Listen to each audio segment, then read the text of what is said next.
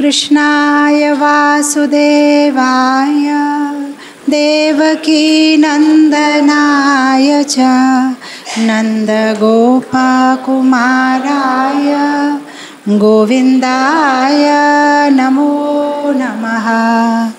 नमो पंकजनाभाय नमो पंकजमालिने नमो पंकजनेत्राय नमस्ते पंकजांग्री। हे कृष्णा करुणा सिंधु दीनबंधु जगत्पते गोपेशा गोपिका कांता राधा कांता नमोस्तुते। तप्त कांचन गौरांगी राधे वृंदावनेश्वरी वृषभानुसुते देवी प्रणमामि हरिप्रिये। जय श्री कृष्ण चैतन्य प्रभु नित्यानंदा श्री अद्वैता गदाधरा श्रीवासादि गौरभक्तवृंदा। हरे कृष्णा कृष्णा कृष्णा हरे हरे हरे राम राम राम हरे। ओम अज्ञानतिमिरान्धस्य ज्ञानाञ्जनशलाकया चक्षुरुन्मिलितं येन तस्मै श्रीगुरवे नमः। वाञ्छाकल्पतरुभयश्च कृपासिन्धुभयेव च पतितानां पावनेभ्यो वैष्णवेभ्यो नमो नमः। अनंत कोटि वैष्णववृंद की जय। जगतगुरु श्रील प्रभुपाद की जय। अपने अपने गुरुदेव की जय। What is the topic today? Janaki ఏంటి టాపిక్ जानकी? క్యాలెండర్ చూస్తున్నావా? గోవర్ధన్ పూజనా అయిపోయింది కదా నిన్న. Hare Krishna Krishna Krishna. So no Govardhan Puja, no Gopashtami. What should we speak today? So I thought we will speak on Gajendra Moksha. Because anyway we are doing the Gajendra Stuti regularly now this whole Kartik month. So I thought we'll speak on Gajendra Moksham today. But again ఇది చాలా పెద్ద topic.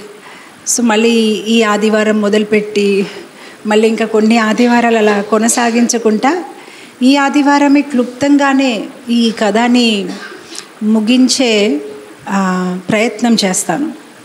So some people can come a little bit closer so that people who come in the later on they don't disturb the class. So భాగవతంలో భగవంతుడు మరియు భాగవతాలు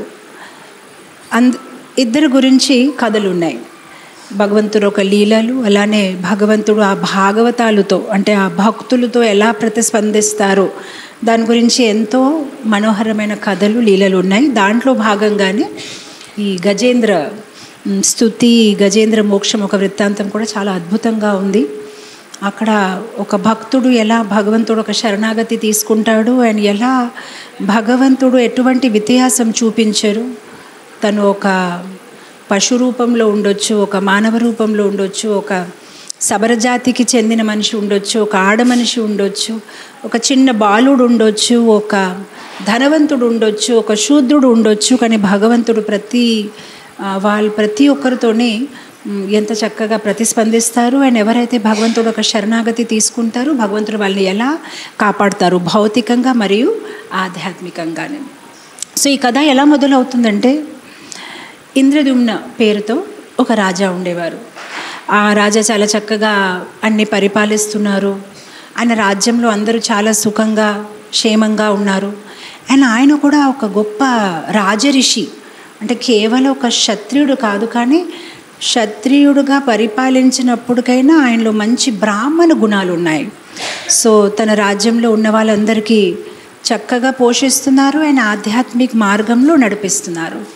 so కొన్నాళ్ళకి ఎప్పుడైతే తను ఒక వయసుకి చేరారు, అప్పుడు ఇంకా నాకు సరిపోయింది, నేను చాలా కాలం ఈ రాజ్యాన్ని పరిపాలించాను, ఇప్పుడు నేను రిటైర్మెంట్ తీసుకొని కేవలం భగవంతుడి మీద కేంద్రీకరించి నా మనసుని, అలా నా దేహాన్ని త్యాగం చేయాలని అన్నీ వదిలేసి ఆయన అడవి లోపలికి వెళ్ళిపోయారు. సో ఇది చాలా ముఖ్యమైన గుణపాఠం భౌతిక ప్రపంచంలో నివసించిన మన అందరికీ. ఎందుకంటే మన అందరూ ఈ గృహస్థ ఆశ్రమంలో, ఈ గృహస్థ జీవితంలో ప్రవేశిస్తాం, కానీ దాని నుంచి బయటపడే ప్రణాళిక మనం వేయము. మన జీవితం ఎలా ఉందంటే, అభిమన్యు ఎలా అయితే ఆ చక్రం లోపలికి వెళ్ళాడు కురుక్షేత్ర యుద్ధంలో, కానీ ఆ చక్రం లోపలికి ప్రవేశించడం తనకి వచ్చు, కానీ దాని నుంచి బయటికి ఎలా రావాలి తనకి తెలియదు. అందుగురించి చివరికి తను చంపబడ్డాడు. అలానే మన జీవితం ఎలా ఉండాలంటే, వైదిక శాస్త్రాల ప్రకారము సో 25 years వరకు బ్రహ్మచారి ఆశ్రమం పాటించాలి, అంటే చక్కగా చదవాలి. కానీ అఫ్కోర్స్ ఇప్పుడున్న ఈ కలియుగం పరిస్థితిలో everything has become hatch patch. ఎందుకంటే 25 years వరకు ఉన్న బ్రహ్మచార్యాన్ని ఎవరు పాటించట్లేదు. ఇంకా స్కూల్లో వచ్చినప్పటికైనా వేరే వాళ్ళతో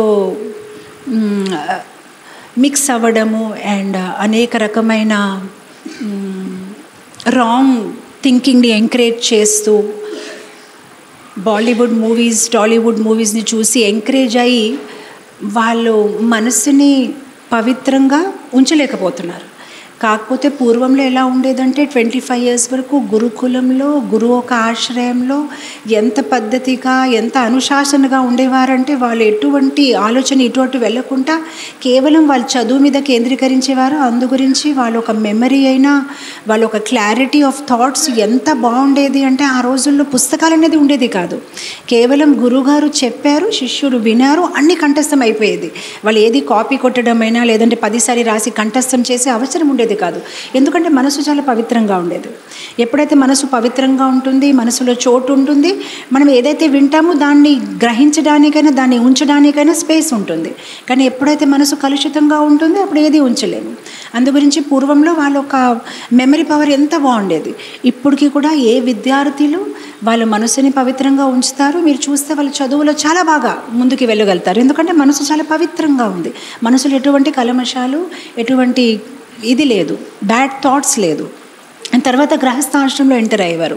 అది కూడా చాలా పద్ధతిగా పేరెంట్స్ ఒక గైడెన్స్తోనే చక్కని పర్సన్ని ఎంచుతూ, ఎవరైతే భక్తి మార్గంలోనే పూర్తిగా జీవితంలో చక్కగా ముందుకి తీసుకువెళ్ళే గైడెన్స్ ఇచ్చే సామర్థ్యం ఉన్న వాళ్ళని ఎంచుకుంటూ, అండ్ ఆ తర్వాత కొన్నాళ్ళకి ఆ గృహస్థ డ్యూటీస్ని ముగించి వనప్రస్థ ఆశ్రమం ఇంకా చాలా సరిపోయింది, పవర్, పొజిషన్స్ ఇంకా చాలు, ఇంకా ఆధ్యాత్మిక పరంగా ముందుకు వెళ్ళాలి. అండ్ తర్వాత చివరికి అన్నీ వదిలేసి కేవలం భగవంతుడి మీద మనసుని కేంద్రీకరించి భగవద్ధామని తిరిగి వెళ్ళేవారు.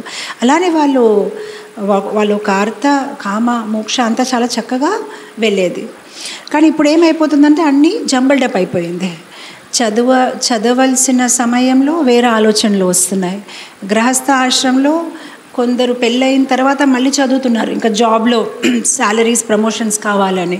అండ్ వనప్రస్థ అనేది సిస్టమే లేదు. చివరి వరకు కూడా ఆ పదవితోనే ఆ ఒక సీట్ని ఉంచుతున్నారు.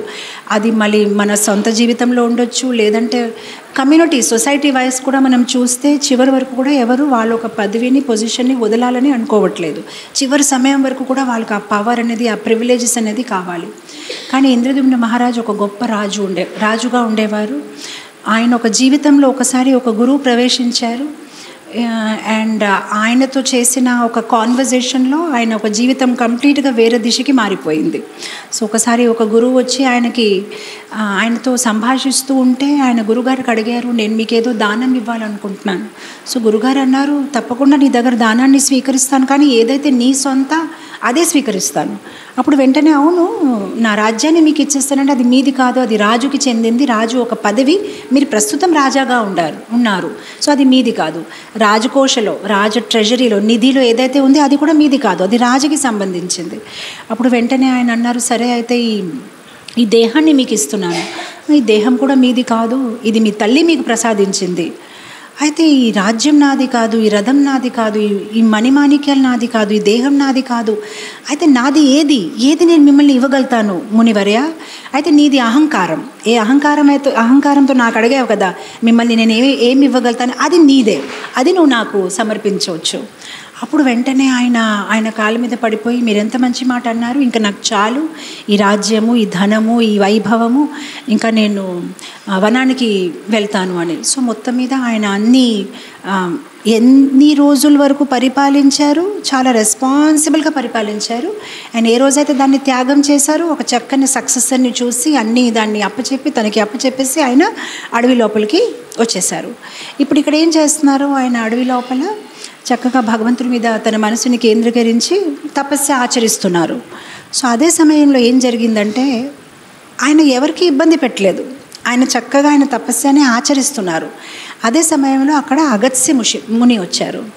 అగస్త్య ముని వచ్చిన వెంటనే ఆయన ఏంటంటే, ఇతనేంటి తన తపస్యలో ఇంత తలమలకైన ఉన్నారు, నేను వచ్చాను, నన్ను పట్టించుకోవట్లేదు, నేను ఏది ప్రతిస్పందించట్లేదు, నన్ను గౌరవించట్లేదు, నాకు ఒక సీట్ అయినా ఇవ్వలేదు, ఒక నీళ్ళైనా అడగలేదు.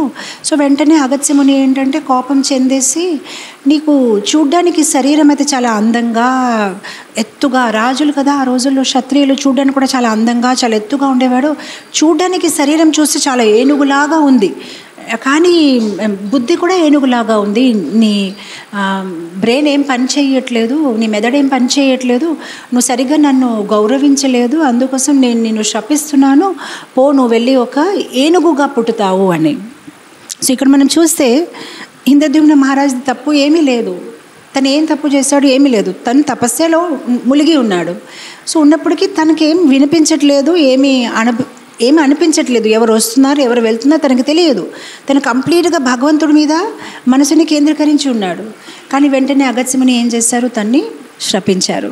సో మనం మొత్తం శ్రీమద్ భాగవతంలో చూస్తే అలాంటి ఎన్నో వృత్తాంతాలు మనం ఎదురవుతాము. ఎక్కడైతే ఆ మనిషిది తప్పు ఏమీ లేదు, కానీ కూడా ఎన్నో కష్టాలు ఎదురయ్యే పరిస్థితి వస్తుంది.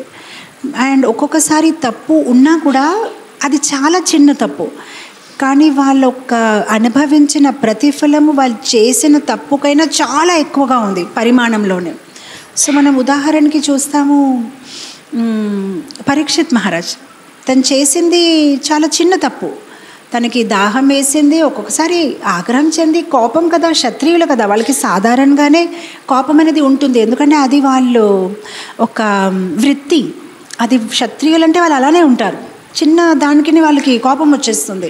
సో ఆ చిన్న దానికి తను ఏం చేశాడు, ఆ చనిపోయిన ఒక పాము ఒక శమిక్ ఋషి యొక్క మెడలో వేసిన వెంటనే తనకి శృంగి ఋషి ఏం శపించారంటే, 7 రోజుల్లో నువ్వు తక్షక్ నాక చేత కాటి వేసి నువ్వు చనిపోతావు. సో తను చేసిన తప్పు చిన్నది, కానీ తనకు వచ్చిన రిజల్ట్ చాలా పెద్దది. అండ్ ఒక్కొక్క సందర్భాల్లో మనం చూస్తాం తప్పు ఏమీ లేదు. ఫర్ ఎగ్జాంపుల్ అంబరీష్ మహారాజ్, ఆయన అసలు తప్పే చేయలేదు, ఆయన తన ఉపవాసంని బ్రేక్ చేయాలని అనుకున్నారు, దానికోసం ఆయన ఒక చుక్క నీళ్ళు తాగారు. ఆ చుక్క నీళ్ళు నువ్వు ఎందుకు తాగావో, నేను చంపేయాలి అని వెంటనే దుర్వాసముని ఏం చేశారు, ఒక రాక్షసుడిని సృష్టించి ఆ అంబరీష్ మహారాజ్ వెనక పంపించారు. కానీ భగవంతుడు తనని కాపాడారు, అది వేరే విషయం. కానీ తప్పు లేకుండా కూడా తనకి ఎంత పెద్ద శిక్షణ, పరీక్షిత్ మహారాజ్ చేసిన చిన్న తప్పు చాలా పెద్ద శిక్షణ, ద్రౌపది చేసింది చిన్న తప్పు. ఆవిడ ఏం చేసిందంటే, ఆ రోజు దుర్యోధను ఆ ఇంద్రప్రస్థలోని, అది ఒక మాయాదానవ చేత తయారు చేయబడిన రాజభవన్ కదా, అక్కడంతా చాలా మాయావిగా ఉంది. సో ఎక్కడైతే నీళ్ళు కనిపిస్తుందో అది నీళ్ళు ఉండదన్నమాట, అది సాధారణ నెల. కానీ ఎక్కడైతే ఇది నెల ఏమో వాక్ చేసుకోవచ్చు అంటే దాంట్లో నీళ్ళు ఉంటుంది, అలాంటి ఒక మాయావి భవన్ అనమాట. దాంట్లో తను అనుకోకుండా జారి నీళ్ళ లోపల పడిపోయాడు.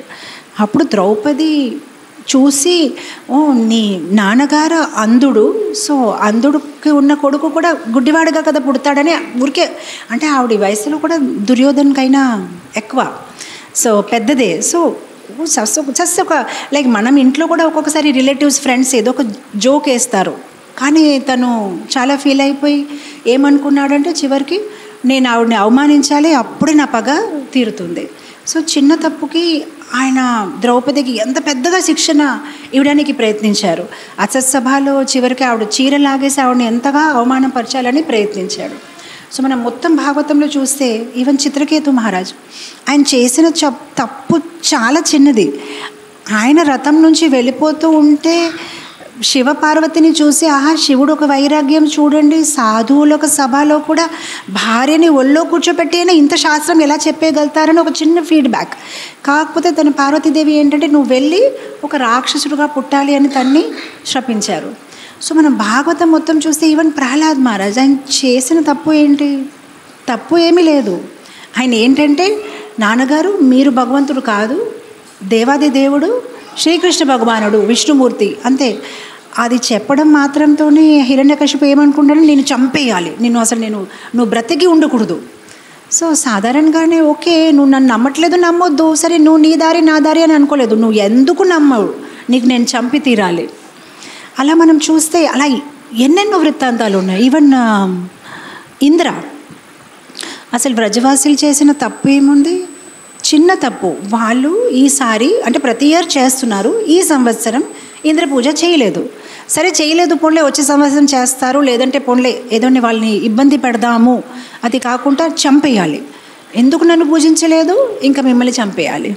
సో మనం మొత్తం భాగవతంలో చూస్తే డిస్ప్రపోర్షనేట్ రెస్పాన్సెస్, దాన్ని తెలుగులో ఎలా చెప్పాలో తెలియదు. డిస్ప్రపోర్షనేట్, ప్రపోర్షన్కి ఏమంటారు తెలుగులో?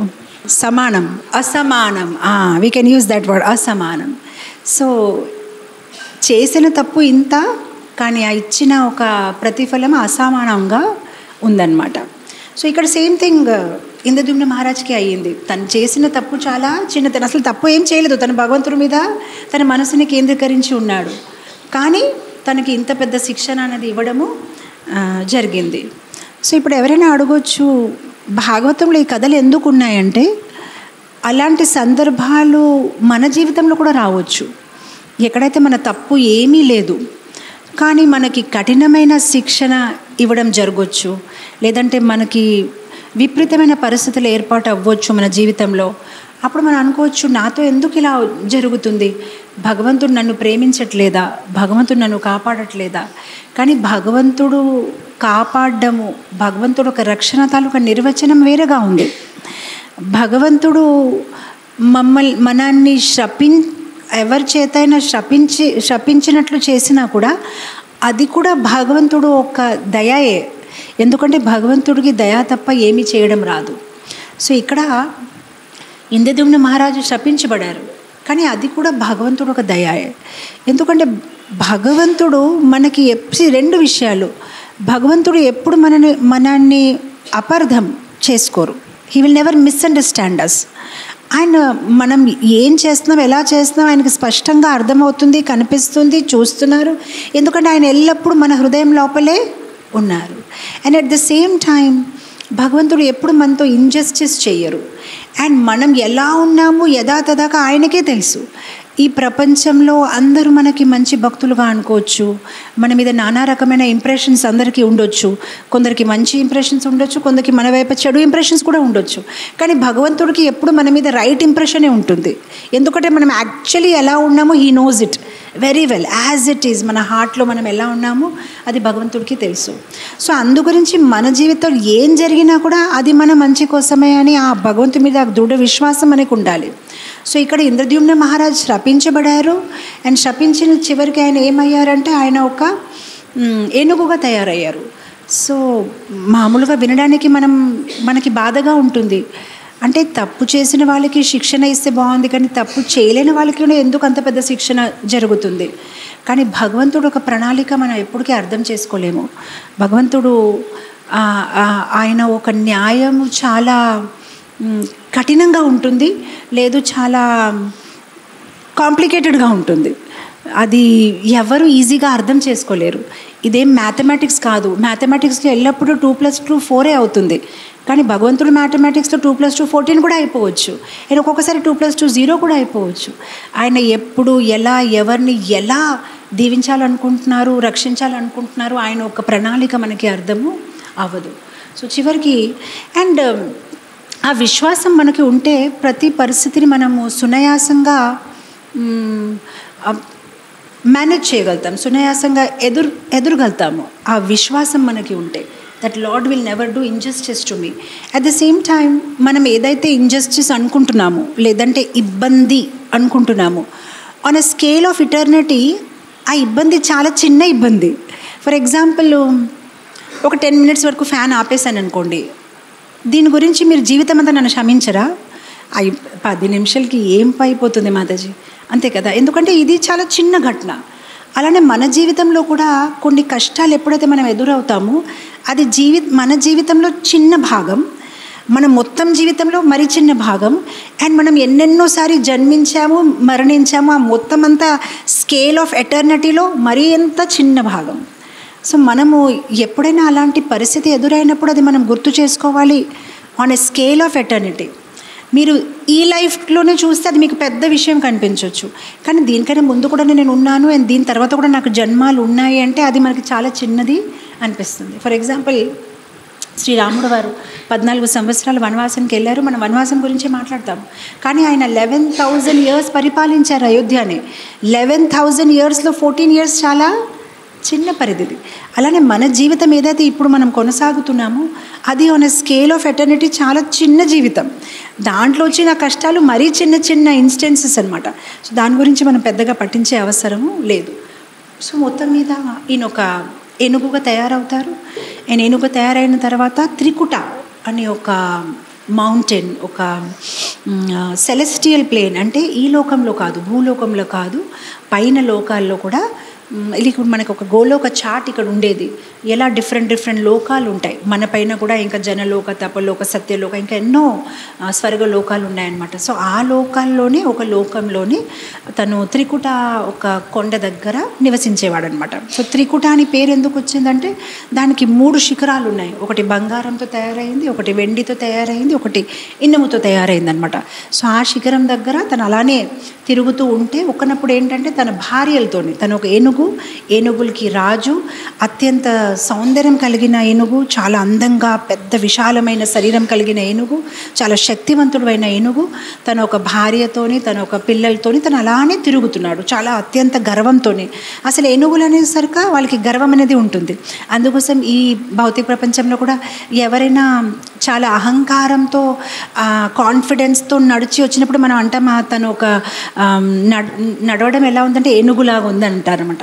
సో తను ఒకసారి అలానే నడుస్తూ వస్తూ అప్పుడు ఏం చేశారంటే ఏదైతే దారిలో చెట్లు ఉన్నాయి దాన్ని తొక్కేస్తూ చాలా గర్వంతో తను నడుస్తున్నాడు అనమాట. తను ఒక ఐశ్వర్యాన్ని, తనలో ఉన్న సామర్థ్యాన్ని తన భార్యలందరినీ చూపిస్తూ చాలా చక్కగా నడుస్తూనే వెళ్ళిపోతూ ఉంటున్నాడు అనమాట.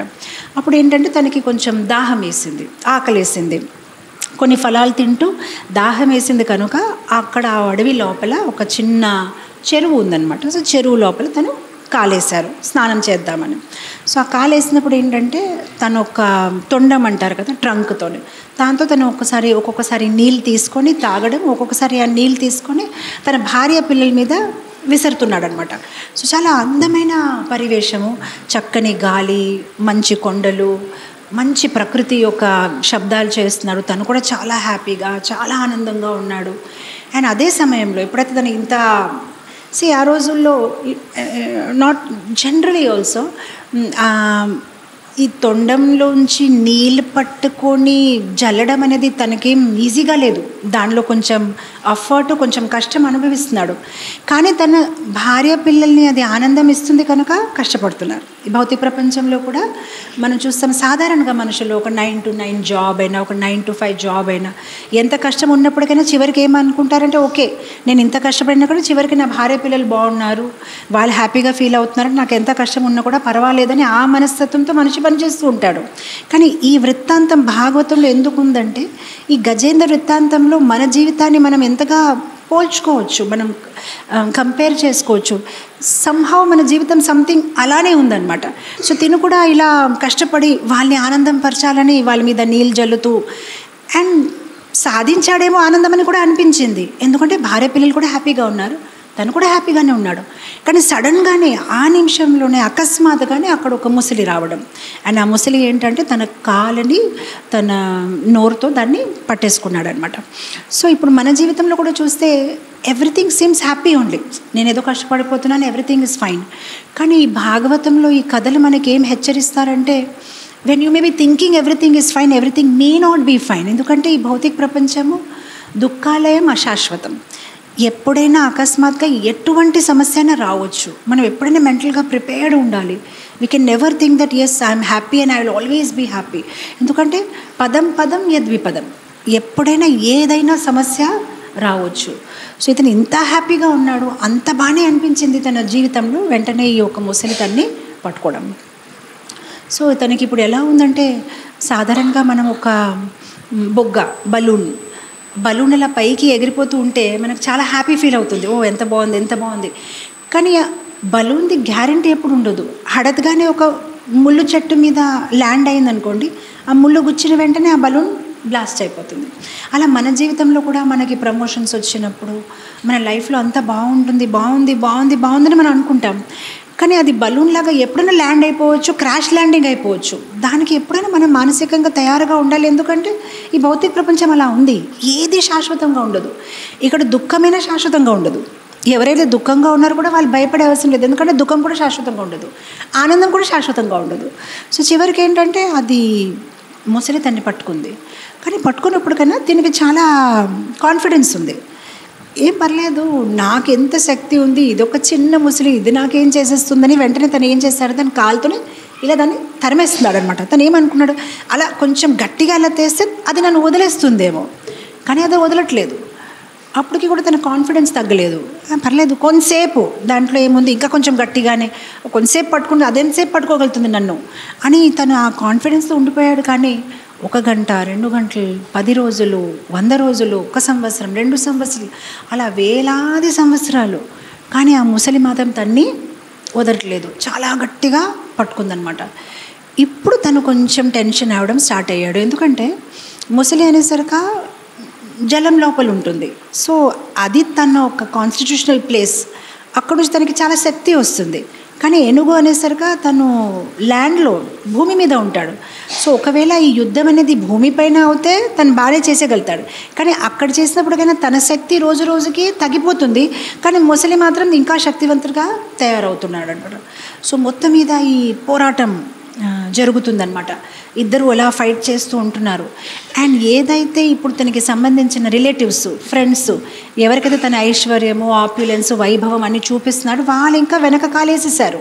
ఎందుకంటే వాళ్ళకి అర్థమైంది దీంట్లో మేము చేయవలసింది ఏమీ లేదు, మేమేం చెయ్యలేము, దీన్ని మేము హెల్ప్ చేయలేము. సో వాళ్ళందరూ వెనక అడుగేశారు. సో ఇప్పుడు తను అందరి వైపు చూస్తున్నారు, కానీ ఎవరు తన్ని సాయం చేసే మనిషి కనిపించట్లేదన్నమాట. సో చివరికి ఇప్పుడు ఏం చెయ్యాలి, ఎవరు సహాయం అడగాలి? ఎందుకంటే ఈ ఏనుగులు ఎవరైతే ఉన్నారో, తన రిలేటివ్స్, తన బంధువులు, వాళ్ళందరికీ తన మీద దయ అయితే ఉంది, కానీ తనకి కాపాడడానికి సామర్థ్యం వాళ్ళు లేదు. అలానే దేవతలు, ఎందుకంటే అది స్వర్గలోకం కదా, దేవతలు ఇటు వెళ్ళిపోతున్నారు, వాళ్ళకి తిన్ని కాపాడడానికి సామర్థ్యం అయితే ఉంది, కానీ తన మీద దయ లేదు. మనకెందుకు, మన దారి మనకి అని వాళ్ళు వెళ్ళిపోతున్నారు. వీళ్ళకి సామర్థ్యం ఉంది, దయ లేదు, వీళ్ళకి దయ ఉంది, సామర్థ్యం లేదు. చివరికి ఇంకా ఎవరిని పట్టుకోవాలి, ఎవరు నన్ను కాపాడగలుగుతున్నారు అని తను ఆలోచిస్తున్నాడు. కాకపోతే ఇక్కడ స్పెషల్ థింగ్ ఏంటంటే, తనకి పూర్వజన్మ స్మృతులు గుర్తుకొచ్చాయి. సో ఎందుకంటే తను పూర్వంలో భక్తి చేశాడు. ఇంద్రద్యుమ్న మహారాజ్ పూర్వంలో ఒక మంచి భక్తుడు. సో ఆ సమయంలో ఆ పూర్వజన్మ స్మృతులు తనకి తిరిగి వచ్చినప్పటికీ తను అనుకున్నాడు, ఓకే అయితే నాకు భగవంతుడే శరణాగతి ఇవ్వగలుగుతారు, నాకు భగవంతుడే కాపాడగలుగుతారు అనమాట.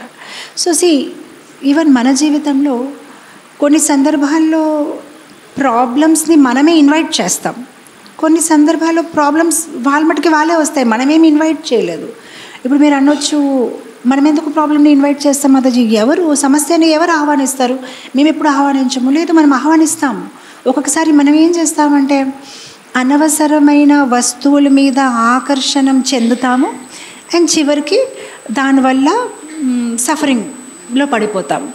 Like for example, simple example ఇస్తే, ఆహారం, ఏదైనా తినే పదార్థాలు ఉన్నాయి, దానివల్ల మనం బాగా అట్రాక్ట్ అయిపోయామనుకోండి, అవసరంకైనా ఎక్కువ తినేస్తే మళ్ళీ ఆ సమస్య మనకే వస్తుంది.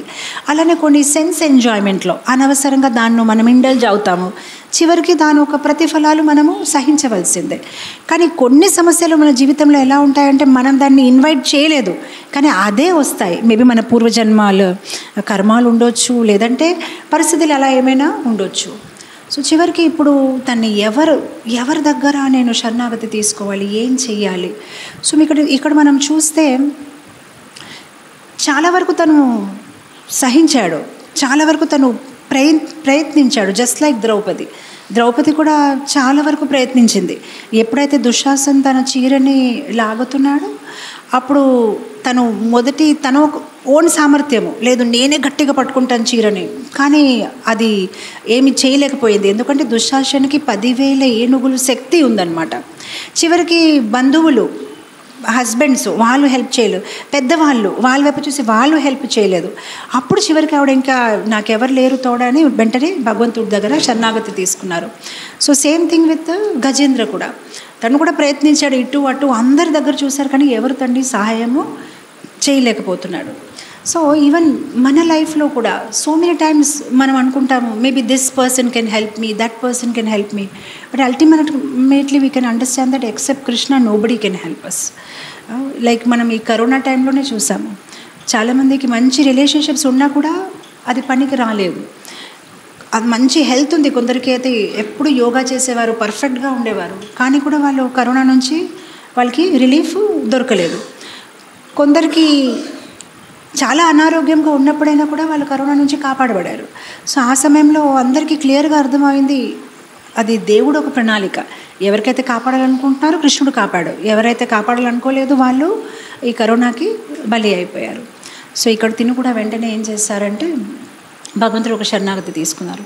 అయితే దానికి పూర్వజన్మలో చేసిన స్పెసిఫిక్స్ గుర్తులేదు, కానీ జనరల్గానే ఒక శక్తి అయితే ఉంది, ఒక గొప్ప శక్తి. ఆ శక్తి ఎవరు నాకు తెలియదు, కానీ ఆ శక్తిని నేను ప్రార్థిస్తున్నాను, దయచేసి నన్ను వచ్చి కాపాడండి. సో ఒక్కొక్కసారి మనం చూస్తే పూర్వజన్మ స్మృతులు గుర్తుంటేనే భక్తి జీవితంలో మనం చాలా ముందుగా వెళ్ళిపోతామని కాదు. చాలాసారి మనం చూస్తాము, ఇన్ఫ్యాక్ట్ మీరు న్యూస్ పేపర్స్లో లేదంటే రీఇన్కార్నేషన్ సంబంధించిన పుస్తకాలు చదివితే ఎవరికైతే వాళ్ళ పూర్వజన్మ గుర్తున్నాయి అని అలాంటివి కొన్ని ఆర్టికల్స్ న్యూస్ పేపర్లో వచ్చాయి. దానివల్ల వాళ్ళకి ఏం పెద్ద లాభం ఏం రాలేదు. అవి మాకు పూర్వజన్మది గుర్తుంది కదా, అయితే రీఇన్కార్నేషన్ అనేది సత్యం, అయితే ఇప్పటికైనా నేను భక్తి జీవితంలో చాలా సీరియస్గా ముందుకు వెళ్ళాలని అలాంటి రియలైజేషన్ వాళ్ళకి ఏమీ రాలేదు. ఓకే పూర్వజన్మ ఉంది ఓకే వీళ్ళు మా రిలేటివ్స్గా ఉండేవారని అనుకుంటూ వెళ్ళిపోయారు ముందుకి, కానీ దానివల్ల వాళ్ళకి ఏమీ లాభం రాలేదు. So it's not always that పూర్వజన్మ గుర్తుండిపోతే దే కెన్ బికమ్ సీరియస్. కాకపోతే పూర్వజన్మలో మీరు ఏం చేశారు that can make you serious in this life. ఒకవేళ పూర్వజన్మలో ఎవరైనా భక్తి చేశారంటే ఎక్కడైతే ఆపారు అక్కడి నుంచి మళ్ళీ కొనసాగే అవకాశం ఉంటుందన్నమాట. సో ఒక్కొక్కసారి ఎవరైనా చాలా ఎక్కువ పుణ్యం చేశారంటే వాళ్ళకి ఒక మంచి భక్తులు ఒక కుటుంబంలో జన్మం వస్తుంది, ఎక్కడైతే వాళ్ళు సునాయాసంగా వాళ్ళ భక్తిని కొనసాగించగలుగుతారు. కొన్ని సందర్భాల్లో వ్యతిరేకమైన కుటుంబంలో పుట్టే సిచ్యువేషన్ దొరుకుతుంది. సో అప్పుడు అతి కష్టంతో మళ్ళీ ఆ భక్తిని ఎక్కడైతే ఆపారో అన్ని ఆబ్స్టెకల్స్ని ఎదురవుతూ భక్తిలో ముందుకి వెళ్ళిపోవాలి. But we cannot help it, we just have to tolerate certain situations. మనం దాంట్లో ఏమీ చేయలేము. So even Gajendra he was tolerating. సి జీవితంలో వచ్చిన సమస్యకి 3 పరిష్కారాలు ఉన్నాయి. Either you should migrate or you should tolerate, లేదైతే అక్కడి నుంచి ఆర్ మిటిగేట్. ఏదైనా సమస్య వస్తే దానికి పరిష్కారం ఉంటే ప్రయత్నించాలి, పరిష్కారం లేకపోతే అక్కడి నుంచి వెళ్ళిపోవాలి, లేదంటే దాన్ని సహించాలి. 3 ఉంటాయి మనకి జీవితంలో. ఇంకా థర్డ్ థింగ్ ఏమీ లేదు. ఫర్ ఎగ్జాంపుల్ నాకు చల్లగా అనిపిస్తుంది, ఇక్కడ చాలా చల్లగా ఉంది, 3 సొల్యూషన్స్. దాన్ని మిటిగేట్ చేయాలంటే నేను ఒక స్వెటర్ వేసుకుంటే సరిపోయింది, లేదంటే మైగ్రేట్, ఇక్కడ నుంచి వెళ్ళిపోవడమే ఎందుకంటే ఇక్కడ చాలా చల్లగా ఉంది, లేదంటే టాలరేట్ చేసుకోవడం ఇంకా మనం ఏం చెయ్యలేము. సో మన జీవితంలో కూడా ప్రతి సమస్యని మనం ఎవాల్యుయేట్ చేసినప్పుడు చాలా గంభీరంగా ఆలోచించాలి. అనవసరంగా చింతలో పడకుండా ఈ సిచ్యువేషన్కి నేను ఏం చేయగలుగుతాను, దీనికి పరిష్కారం ఉందా, ఓకే లేదు, it has to be endured, దీన్ని సహించడమే. అలాంటప్పుడు సహించాలి. ఎందుకంటే everything cannot have a solution. మనకి ఎలాంటి మనస్తత్వం తయారయ్యిందంటే everything has to have a solution. ఇది ఇలా జరగకపోతే ఇలా అయినా జరగాలి, అలా కాకపోతే ఇలా అయినా అవ్వాలి, అలా అయినా అవ్వాలి కదా దీనికి. No, everything does not have a solution. ఇది మెచ్యూరిటీతో తెలుస్తుంది. ఎప్పుడైతే మనం ఇమ్మెచ్యూర్గా ఉంటాం మనం అనుకుంటాం లేదు ప్రతి దానికి సొల్యూషన్ ఉంటుంది. ఎందుకు ఉండదు? లేదు, కొన్నిటికి సొల్యూషనే ఉండదు, కొన్నిటి ఓన్లీ సహించాలి. For example delivery, ladies delivery, baby delivery అయినప్పటికైనా అది పెయిన్ఫుల్గానే ఉంటుంది, దానికి సొల్యూషన్ అనేది ఏమీ లేదు, దాన్ని సహించడమే. There are certain things in our life, మనం ఎంత తొందరగా దాన్ని యాక్సెప్ట్ చేస్తే yes this has to be tolerated అంటే మనం అంత హ్యాపీగా ఉండగలుగుతాం. కానీ మనం ఎల్లప్పుడు నో నో నో అని if you don't accept it, మనకి మెయిన్ ప్రాబ్లం ఎక్కడ వస్తుందంటే యాక్సెప్టెన్స్. సమస్యని మనం యాక్సెప్ట్ చేయలేకపోతున్నాం. మనం యాక్సెప్ట్ చేసేయగలితే, అండ్ అనదర్ ప్రాబ్లమ్ ఇస్ మనం దాన్ని టాలరేట్ చేస్తే కూడా దాన్ని రాంగ్ వే టాలరేట్ చేస్తున్నాం. ఇన్ఫ్యాక్ట్ టాలరేట్ అంటే తెలుగులో ఏం చెప్తారు, సహనం. సహించడంలో కూడా 3 రకాలు ఉన్నాయి, లేదంటే 3 గుణాలు ఉన్నాయి. మీరు సహించడం సత్వగుణంలో సహించవచ్చు, రజగుణంలో సహించవచ్చు, మీరు తమోగుణంలో కూడా సహించవచ్చు. అప్పుడు మీరు అనవచ్చు, బాబు సహించడం అంటే సహించడం దాంట్లో సత్వ రజస్ తమస్ ఎలా వస్తుంది మాతాజీ? ఉంటుంది. మన జీవితంలో ప్రతిదీ సత్వ రజ తమస్. మన జీవితం ఎలా ఉందంటే ఒక ప్రయాణం. మన కార్లో నడుస్తున్నాం అనుకోండి, కార్కి ఏముంటాయి, గేర్స్ ఉంటాయి. First gear, second gear, third gear, కొన్ని ఫోర్త్ గేర్ కూడా ఉంటాయి, రివర్స్ గేర్ ఉంటుంది. మీరు ఏ గేర్లో పెడితే గాడి ఆ కార్ ఆ గేర్లోనే వెళ్తుంది, అంతే కదా. అలానే మన జీవితంలో కూడా మనం చేసింది ప్రతిదీ మనం ఒక గేర్లో చేస్తూ ఉంటాము. ఒక్కొక్కసారి మనం సత్వ గేర్లో పెడతాం మన మనస్తత్వాన్ని, ఒక్కొక్కసారి మనం మనకు తెలియట్లేదు, మనం గేర్ చేంజ్ చేస్తున్నాం కంటిన్యూస్గా. అండ్ మన ప్రవర్తన, మన నడవడిక, మన ప్రతిస్పందన, మనం ఏ గేర్లో మన గాడికి ఆ నిమిషం వేసామో దానిపై ఆధారపడి ఉంటుంది. సో మన ఒక ఆలోచన, ఏ గేర్లో ఉంది గాడి దానిపైన మన ఆలోచన ఉంది. ఒక్కొక్కసారి మనకు అనిపిస్తుంది I can change this world, ఏదైనా నేను చేసేయగలుగుతాను.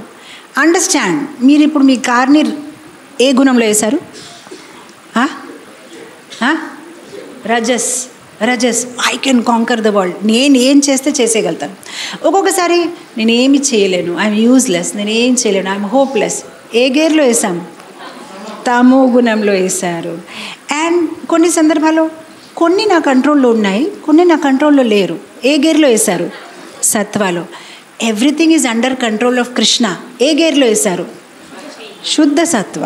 భక్తిలో వేశారు. Everything is under control of Krishna, right? So మన జీవితంలో కూడా ప్రతిదీ మనం ఆలోచించడం, మనం మాట్లాడడం, ప్రతిదీ మనం ఒక హరే కృష్ణ మ్యూట్ చేయాలి. ప్రతిదీ మనం ఒక గేర్లోనే నడుస్తున్నాం. సో ఈవెన్ సహనం కూడా 3 గుణాలు ఉంటాయి, సత్వ, రజస్, తమస్.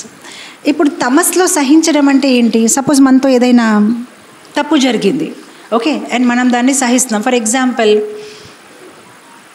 వంశీ, తన బాస్ తన మీద గట్టిగా అరిచేశాడు, ఓకే. ఇప్పుడు తను దీన్ని సహించడం 3 టైప్స్ ఉన్నాయి. తను ఒకవేళ తమోగంలో సహిస్తున్నాడు అనుకోండి, తను ఇప్పుడు ఏమనుకుంటాడు, యాక్చువల్గా నా లైఫ్ అలానే ఉంది, నా బాసే కాదు నా భార్య కూడా నన్ను తిడుతూ ఉంటుంది, పక్కన రఘువంశం కూడా తను తిడుతూ ఉంటాడు, మొన్న ప్రభుజీ కూడా తిట్టేశారు, నిన్న మాతాజీ తిట్టారు, నా లైఫ్ అలానే ఉంది, నా లైఫ్ హోప్లెస్గానే ఉంది, నేను ఒక యూజ్లెస్ పర్సన్, ఇంకా అసలు హోపే లేదు, ఇంకా అంతే కంప్లీట్గా ఒక డిప్రెషన్ మోడ్లో వెళ్ళిపోయి నా లైఫ్ వేస్ట్. సో తను సహిస్తున్నాడా? బాస్ చెప్పింది సహించాడు. కానీ ఎప్పుడు ఏ గుణంలో సహిస్తున్నాడు? తమో గుణంలో. సో ఈ తమో గుణంలో సహించినప్పుడు ఏంటవుతుందంటే, బాస్ అరిచేశాడు, కానీ ఇప్పుడు తను వెనక అరవలేడు కదా. ఎందుకంటే తను ఎందుకు అరవలేడు? బాస్ కదా, తను అరవలేడు వెనక. సో ఇప్పుడు ఏమవుతుందంటే లోపల కోపం ఉంటుంది. అసలు కానీ నేనేం చెప్పలేను కదా, అసలు తనకి కానీ నేనేం చెయ్యలేను కదా, అసలు తనకి కానీ అది నా హ్యాండ్లో లేదు కదా. సో ఇప్పుడేంటి, తనకి లోపలైతే ఫీలింగ్ ఉంది కానీ ఏం చేయలేడు. అప్పుడు ఏం చేస్తాడు, ఇంటికి వచ్చేసి ఇంకా హాసిని మీద అరిచేసి అమ్మయ్య ఇప్పుడు శాంతిగా ఉంది, ఎవరొక్కరి మీద అయినా అరిచాను కదా కనీసము, ఓకే. అది తమో గుణంలో ఉన్న సహనం అనమాట. అంటే సహించాడు, బాస్కి ఏం చెప్పలేదు, కానీ ఇప్పుడు వీళ్ళ మీద వాళ్ళ మీద లేదంటే లోపల తన కొందరు ఏం చేస్తారంటే, ఇలాంటి తమోగుణ సహనం ఎలా ఉంటుందంటే వాళ్ళు ఎక్స్ప్లోడ్ అవ్వకపోవచ్చు, అంటే ఎవరి మీద అరవరు, కానీ లోపల ఇంప్లోడ్ అయిపోతారు. లోపల దేవుడు ఒకళ్ళకి టెర్మైట్ లాగా తినేస్తూ ఉంటుంది. అని ఇలా ఎందుకు అవుతుంది, నాతో ఇలా ఎందుకు అవుతుంది, నేను ఎందుకు ఇలా సహించాలి, నా పరిస్థితి ఇలా ఉందని సహిస్తున్నాను, నాకు ఇప్పుడు ఇంకొక వెంటనే జాబ్ దొరకదని నేను సహిస్తున్నాను. అది తమోగుణంలో ఉన్న సహనం. అండ్ ఆ తమోగుణంలో ఉన్న సహనం వాళ్ళకి ఏంటంటే వాళ్ళ ఒక మైండ్లోనే ఒక మూవీ లాగా వెళ్ళిపోతూనే ఉంటుంది. ఇతను నాతో అలా చేశాడు, అతను నాతో అలా చేశాడు, ఇలా చేశాడు, అలా చేశాడు. వాళ్ళు నొప్పిగా ఉంటారు. అండ్ వాళ్ళు ఎవరిని ఎదురవుతే వాళ్ళని కూడా నొప్పి కలిగిస్తారు. అందుకోసం ఇంగ్లీష్లో ఒక సామెత ఉంది, హర్ట్ పీపుల్ హర్ట్. అంటే ఎవరైతే వాళ్ళే చాలా తప్పిస్తున్నారు, లేదంటే వాళ్ళే చాలా పెయిన్లో, the exact word in Telugu బాధలు, ఎవరైతే బాధలో ఉన్నారో వాళ్ళే వేరే వాళ్ళని బాధనే కలిగిస్తారు. ఎందుకంటే వాళ్ళు బాధలో ఉన్నారు. సో వాళ్ళు ఎవరిని ఎదురైనా కూడా వాళ్ళని బాధని కలిగిస్తారు. Hurt people. సో ఇది తమోగుణంలో ఉన్న సహనం. లోపల యాంగర్ ఉంది కానీ ఏం చేయలేకపోతాం. ఓకే, ఇప్పుడు రజోగుణంలో ఉన్న సహనం, ఇప్పుడు ఇది తమోగుణంలో తను చేశాడు సహనం. ఇప్పుడు రజోగుణంలో ఉన్న సహనం ఎలా ఉంటుందంటే, యాక్చువల్గా రజోగుణంలో సహనం అనేది ఉండదు. రజోగుణంలో ఉన్న మనిషి సహించలేడు.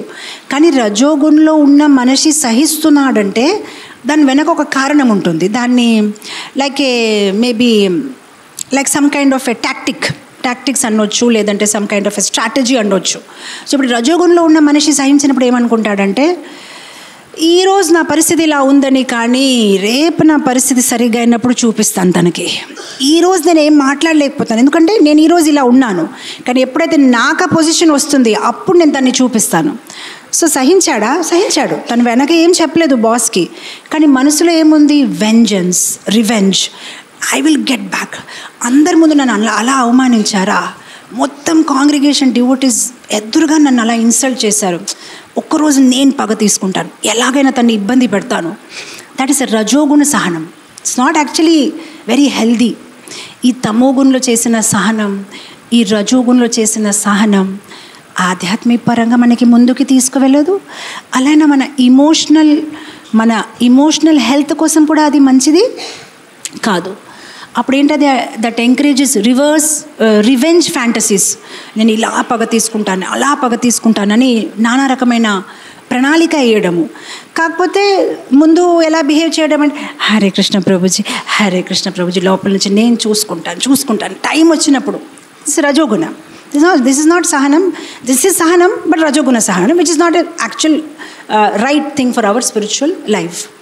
సో తమోగుణంలో సహించడం మంచిది కాదు, రజోగుణంలో సహించడం మంచిది కాదు. దుర్యోధన ఏం చేశాడు, తను రజోగుణంలోనే సహించాడు.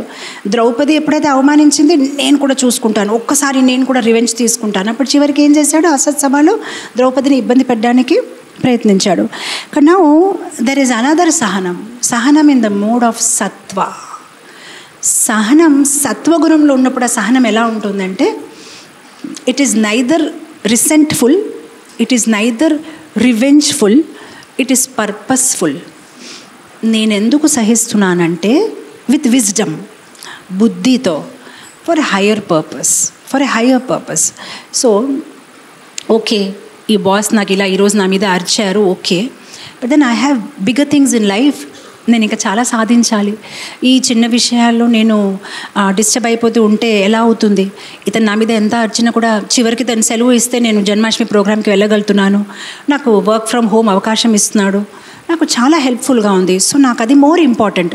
ఈ నిమిషంలో నేను తన మీద గుస్సా అయిపోయి జాబ్ వదిలేస్తే మళ్ళీ వేరే జాబ్లో వెతుకుంటే నా చాంటింగ్ మళ్ళీ డిస్టర్బ్ అవుతుంది, ఇది నాకు కంఫర్టబుల్గానే ఉంది అని అలా ఆలోచించి సహించడం. For a greater purpose, for a higher purpose. Okay, I have something big. So I think I'll tolerate this small thing. So అలాంటి సహనం ఎక్కువ రోజులు కొనసాగుతుంది. రాజసిక్ తామసిక్ సహనం ఎక్కువ రోజులు కొనసాగదు. అది ఎప్పటికైనా ఇంప్లోడ్ అయిపోతాము. మన తామసిక్ సహనంలో ఇంప్లోడ్ అయిపోతాము, రాజసిక్ సహనంలో ఎక్స్ప్లోడ్ అయిపోతాము. సాత్విక్ సహనంలోనే we will grow బికాజ్ అది మనం ఇంటెలిజెన్స్తో, విజ్డమ్తో, అండర్స్టాండింగ్తో ఆ సహనంని మనము పెంచుకుంటున్నాము. So it's very very important. And why it is all the more important, ఎందుకంటే మన భావోద్వేగాలు ఎలా ఉంటాయంటే, ఒకసారి కొందరి మీద మనకి చాలా కోపం వచ్చేస్తుంది. ఇతనేంటి ఇలా ఉన్నాడు, ఇతనేంటి ఇలా మాట్లాడుతున్నాడు. మళ్ళీ 2 రోజుల తర్వాత ఆ మనిషి పర్లేదులే, అంతగా బ్యాడ్ ఏం లేదులే, బాగానే ఉన్నాడు, ఆ రోజు అలా తిట్టేశాడులే, అలా మనకు అవుతుందా లేదా? Regularly it happens. మన భావోద్వేగాలు ఇలా అలా ఇలా అలా పెండులం లాగా ఇలా ఇలా అవుతూనే ఉంటాయి. కానీ ఒక్కొక్కసారి మారిపోతూ ఉన్న భావోద్వేగాలు గురించి మారిపోలేన కొన్ని నిర్ణయాలు మనం తీసుకుంటాం. That is very big problem. Under the influence of irreversible or reversible, under the influence of reversible emotions, sometimes we take decisions that are irreversible. అర్థమైందా? మారిపోతూ ఉన్న భావోద్వేగాల కోసము మార్చలేని నిర్ణయాలు తీసుకోకూడదు. We should never make permanent decisions based on temporary emotions. And ఆ తప్పు మనం ఎల్లప్పుడూ చేస్తూ ఉంటాం. సమ్ టెంపరీ ఎమోషన్స్ అండ్ మనం పెద్ద పెద్ద డిసిషన్స్, ఇంకా సరిపోయింది, ఇంకా నేను రానంటే రాను టెంపుల్కి, అయిపోయింది. అలా చాలామందికి నేను నా సొంత జీవితంలో చూశాను. విషయం చిన్నది, కానీ జీవితం అంతా భక్తులు ఒక సాంగత్యం వదిలేశారు. ఎందుకు? టెంపరీ ఎమోషన్, ఆ నిమిషం వచ్చిన కోపము సహించలేక జీవితం అంతా భక్తులు ఒక సాంగత్యం, గురువు ఒక ఆశ్రయము, భక్తి మార్గము అన్నీ కోల్పోయారు. Finished, everything is over, right? Irreversible decisions లైఫ్లో చేసేసుకున్నారు. ఇర్రివర్సిబుల్ బిహేవియర్స్, ఎవరికైతే ఎవరు క్షమించలేరు ఎప్పుడు, అలాంటి మనం చేసేసుకుంటాం. Under the influence of reversible emotions. ఏదైతే ఈరోజు ఉంటాయి, రేపటి మళ్ళీ మర్చిపోతాం మనం ఆ విషయం జరిగిందని. అందుకోసం మనం ఎంత కంట్రోల్గా ఉండాలి. మన సహనం కూడా రాజసిక్ భావంలో చేస్తున్నామా, తామసిక్ భావంలో చేస్తున్నామా, సాత్వికంగా చేస్తున్నామా, వెరీ వెరీ ఇంపార్టెంట్. అండ్ శుద్ధ సత్వలో సహనం, this is Krishna's plan, this is Krishna's plan. Today this boss is shouting on me, this is Krishna's plan, this is for my purification. ఇది నాకు పవిత్రీకరించడానికి ఈరోజు నాతో నా బాస్ ఇలా మాట్లాడారు, నాలో సహనం పెరగాలని, నాలో వినయం పెరగాలని, నన్ను పవిత్రించడానికి. This is Krishna's plan. Krishna loves me and this is Krishna's plan. Krishna ఈరోజు ఇతని ద్వారా నాకు ఇది చెప్పించారు, ఇది కృష్ణాస్ ప్లాన్. డివోటీ అలా ఆలోచిస్తాడు. డివోటీ ఒక సహనం అలా ఉంటుంది. అందు గురించి మనం చాలా చాలా కేర్ఫుల్ ఉండాలి. టెంపరీ భావోద్వేగాల్లోకి బలి అయిపోకూడదు. ఇష్టం వచ్చినట్లు మాట్లాడకూడదు. వర్డ్స్ని మనం చాలా కేర్ఫుల్గా వాడాలి. ఎందుకంటే ఈ వర్డ్స్ ఎలా ఉంటాయంటే, ఎలా అయితే ఒకసారి బాణంని వదిలేస్తే ఆ బాణంని వెనక తీసుకురాలేము. ఒకసారి వర్డ్స్ వదిలేస్తే ఇంకా మనం ఎన్నిసారి క్షమాపణ అడిగినా కూడా అయిపోయింది, ఇంకా వర్డ్స్ వెళ్ళిపోయాయి. అందుకోసము ఎప్పుడైనా మన భావోద్వేగాలు చాలా ఎక్కువగా సర్ఫేస్ అవుతూ ఉంటే బటన్ పాజ్ ప్రెస్ చేయాలి. No, I don't want to respond anything now. నేను ఇప్పుడు ఏమీ మాట్లాడను, ఎందుకంటే నా మైండ్ ఇప్పుడు కరెక్ట్గా లేదు. కొన్నిసారి అలా అవ్వదా? మీరు అనుభవించి ఉంటారు. ఏదో ఒకటి లేఖ రాసేస్తారు, ఏదో ఒకటి చెప్పేస్తారు, తర్వాత అనిపిస్తుంది అలా ఎందుకు మాట్లాడాను, అసలు నేను అలా ఎందుకు రాశాను, ఏంటి నా బుద్ధి భ్రష్టం అయిపోయింది, ఎందుకు అలా మాట్లాడాను, ఎందుకు అలా ప్రవర్తించాను, ఎందుకు అంత మాట అనేసాను అనిపిస్తుందా? So that means we are so unmindful of our emotions. We are not at all in our own control of our, we are impulsive, the right word, I don't know how to say in Telugu. We are impulsive. ఏమైనా అంటే మనం ఎలా అంటే పశువులాగా ప్రవర్తిస్తున్నాం. పశువు అలా ఉంటారు, ఏది చెప్పాలంటే చెప్పేస్తారు, తినాలంటే తినేస్తారు, కొట్టాలంటే కొట్టేస్తారు. కానీ మనిషి అలా ఉండదు కదా. చెప్పాలంటే కూడా చెప్పొచ్చా, నడవంటే నడవచ్చా, మాట్లాడవచ్చా, తినొచ్చా, బుద్ధితో, ప్రతిదీ బుద్ధితో చేయొచ్చా, అలా I don't think so. Wait చేస్తారు, wait, patience. That's why in Krishna consciousness 2 things are very important: patience and enthusiasm. కొందరికి ఏంటంటే చాలా పేషెన్స్ ఉంటుంది. ఎందుకండి భగవద్ధామం కోసం ఇంత తొందరపడాలి, భగవంతుడు శాశ్వతంగా ఉన్నాడు, నేను శాశ్వతం, భగవద్ధామం శాశ్వతం, చేద్దామండి, ఎందుకండి ఇంత తొందర, వచ్చే జన్మంలో చేద్దాం, ఈ జన్మం కాకపోతే. అది తామసిక్ అనమాట. పేషెన్స్ వాళ్ళకి. కొందరికి మళ్ళీ రాజసిక్, ఇప్పుడే చేసేయాలి, ఈరోజే చేసేస్తాను, ఏమనుకుంటారు, అన్నీ ఇప్పుడే అయిపోవాలి. కానీ ఎవరైతే సత్వగుణాలు ఉంటారో పేషెన్స్ అండ్ ఎంతూజియాజం, శబరిమాత లాగా రోజు రెడీ, వచ్చేస్తారేమో రాముడు వచ్చేస్తారేమో, రాలేదా ఏం పర్వాలేదు, రేపు వస్తారేమో, మళ్ళీ రేపు ప్రయత్నిస్తాను. సో సత్వగుణంలో పేషెన్స్ ఎంతూజియాజం రెండు ఉంటాయి. రజసిక్లో ఓన్లీ ఎంతూజియాజం, నేను ఏదైనా చేసేయగలుగుతాను, ఐఎమ్ వెరీ గ్రేట్. చాలామంది భక్తులకి నేను చూస్తాను, కొత్తగా పుస్తకాలు చదవడం స్టార్ట్ చేసినప్పటికైనా సో మచ్ ఎంతూజియాజం అనమాట. ఇంకా వెంటనే ఇదెందుకు చేయకూడదు, అదెందుకు చేయకూడదు, ఇదైనా చేసేది. అలా ఈ నా రెండవ అబ్బాయి నిమ్మయ్ ఇంతవరకు ఓన్లీ కీర్తన్స్, టెంపుల్కి రావడం అంతా. పెద్ద అబ్బాయి కొంచెం స్క్రిప్చర్స్ చదవడం, ఈ మధ్యన తను కొంచెం స్టార్ట్ చేశాడు. సో ఇప్పుడు కొంచెమే స్టార్ట్ చేశాడు కదా, that is what you called half big knowledge. కొంచెం స్టార్ట్ చేశాడు, ఇప్పుడు కొంచెం చదవడం, తన చిన్న వయసు. సో ఇప్పుడు ఫస్ట్ థింగ్ తను స్టార్ట్ చేస్తున్నాడు, నాకు అడ్వైజెస్, మీరు ఇలా ఎందుకు మేనేజ్ చేస్తున్నారు టెంపుల్, ఇలా మేనేజ్ చేయవచ్చు కదా. నేను అన్నాను, ఒక్కటి ఇస్తాను ఇంకా నీకు చాలు, నీ అడ్వైజ్ నాకు. అలా కదమ్మా, ఇలా చెయ్యాలి కదా. అప్పుడు నాకు ఎంత నవ్వు వచ్చింది, because these are the symptoms. ఎప్పుడైతే you just begin, you just feel like advising everybody. I think ఇలా కాదు ఇలా చేయండి, అలా కాదు అలా చేయండి, that's a symptom. And Nimmayya కాదు, ఇలాంటి ఎన్నో పిల్లలు నా లైఫ్లో ఎదురయ్యారు. And then I have seen them growing like in maturity level. ఎందుకంటే ఆ స్టార్టింగ్ అయినప్పటికైనా they feel so much enthusiasm, ఆ రాజసిక్ భావంలోనే ఇలా చేయండి, అలా చేయాలి, ఇలా చేయాలి, అలా చేయాలి. And same thing I passed with Anirudh also. తను కూడా అలా చేసేవాడు. Now at this age now he is completely cool down. So మొన్న జస్ట్ ఒక 1 month back suddenly night 11 o'clock అలా సంథింగ్ ఫోన్ వచ్చిందనమాట. సో మామూలుగానే మేము 9 కల్లా పడుకుంటాము, 11కి తను ఫోన్ రావడం అంటే మేబీ తనకు అనారోగ్యంగా ఉన్నాడా ఏంటి అని నేను వెంటనే ఫోన్ ఎత్తాను. ఫోన్ ఎత్తినప్పుడు వెంటనే నేను సారీ చెప్పాడు, నేను చూడలేదు 11, ఎందుకంటే వాళ్ళకి అక్కడ ఐఐఎంలో 11 అంటే మరి ఇంకా పడుకోరు, ఎందుకంటే they do so much project work and all. So ఏమైంది, ఎనీ ప్రాబ్లం అంటే, సారీ నేను టైం చూసుకోలేదు. అది పర్వాలేదు, కానీ ఫోన్ ఎందుకు చేసావు? No, I just want to say that, Mama, you and Daddy are very great. Thank you so much. What? That's it. I just felt it. You're really great. How are you able to do everything? అసలు మీరు ఎలా చేసేయగలుగుతున్నారు? How are you able to do this things? How are you able to manage this temple? How are you able to do this project? మీరు ఎలా చేసేయగలుగుతున్నారు? Things are not so easy, it's very difficult.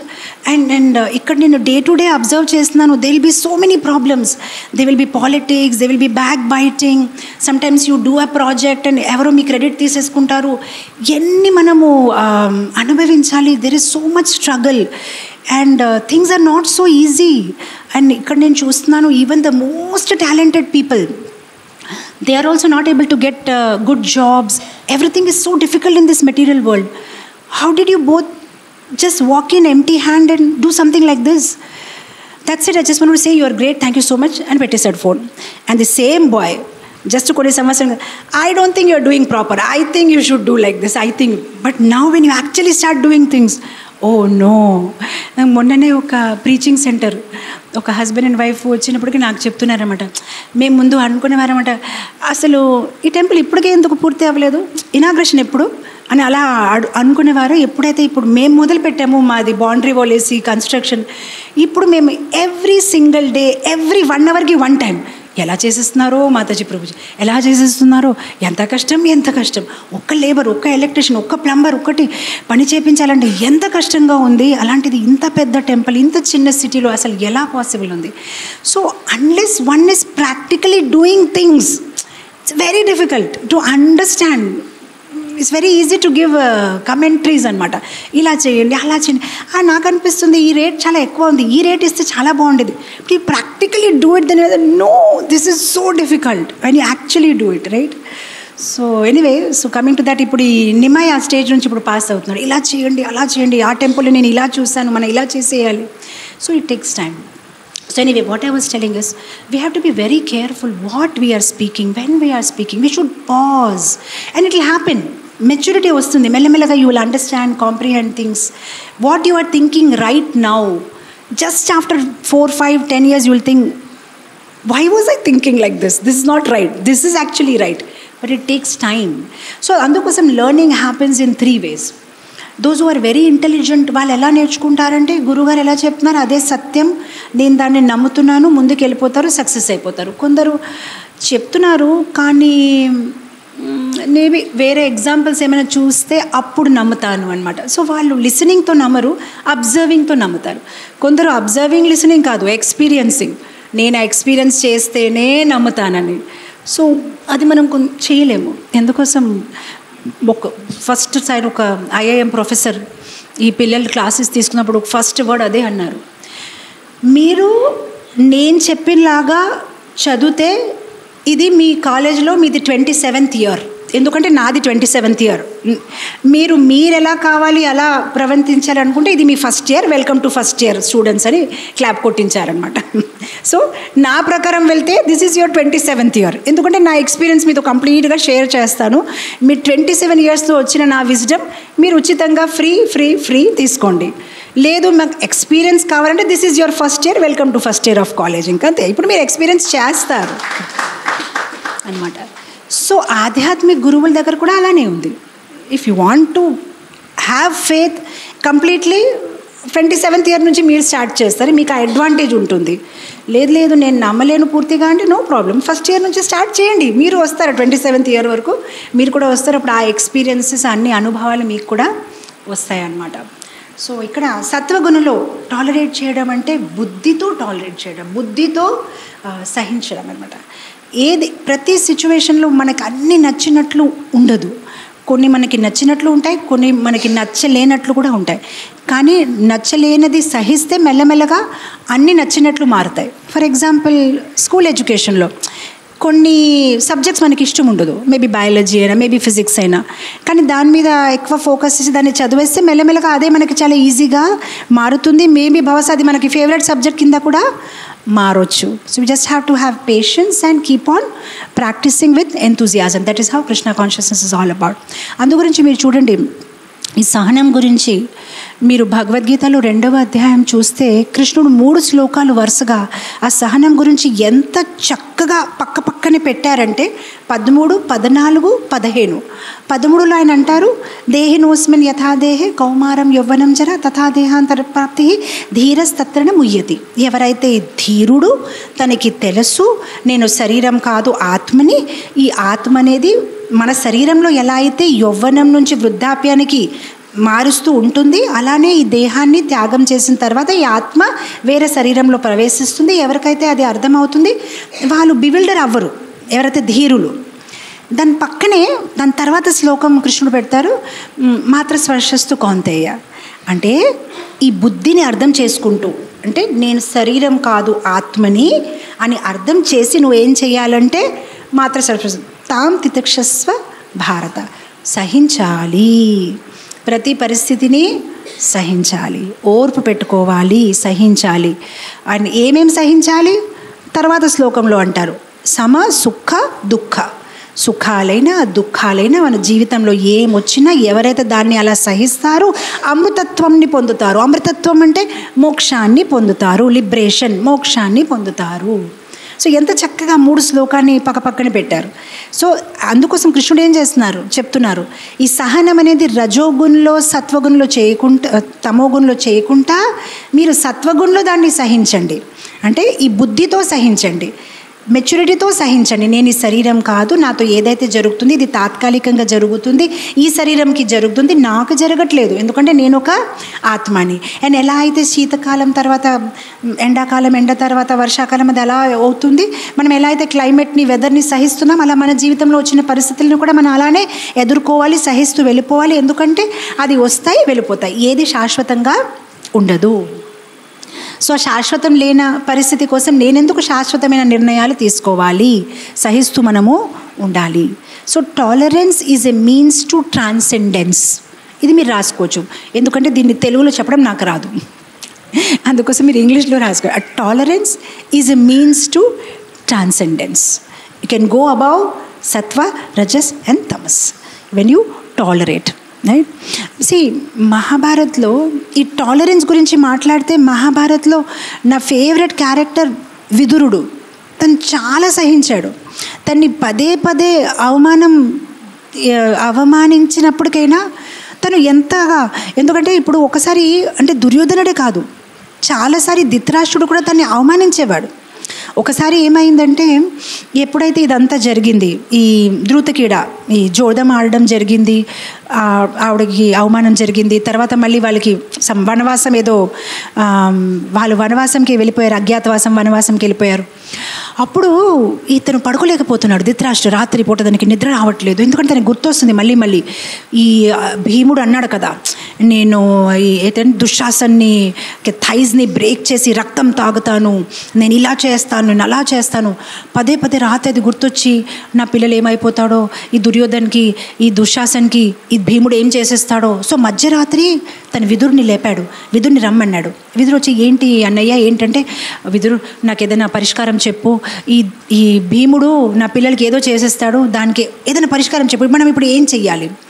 అప్పుడు విదురు అన్నాడు, sir దీనికి ఏమీ పరిష్కారం లేదు, ఒకే ఒక పరిష్కారం ఏంటంటే, మీ పిల్లలైన దుర్యోధన్ని దుశ్శాసన్ని అరెస్ట్ చేసేసి పాండవులు ఎక్కడైతే ఉన్నారో వనవాసంలో వాళ్ళ దగ్గర తీసుకువెళ్ళి వాళ్ళ కాళ్ళ మీద పడేసావనుకో, వాళ్ళు చాలా దయ కలిగిన వాళ్ళు, వెంటనే దాన్ని క్షమిస్తారు, అక్కడికి మీ జీవితంలో అంతా శుభప్రదంగా జరుగుతుంది.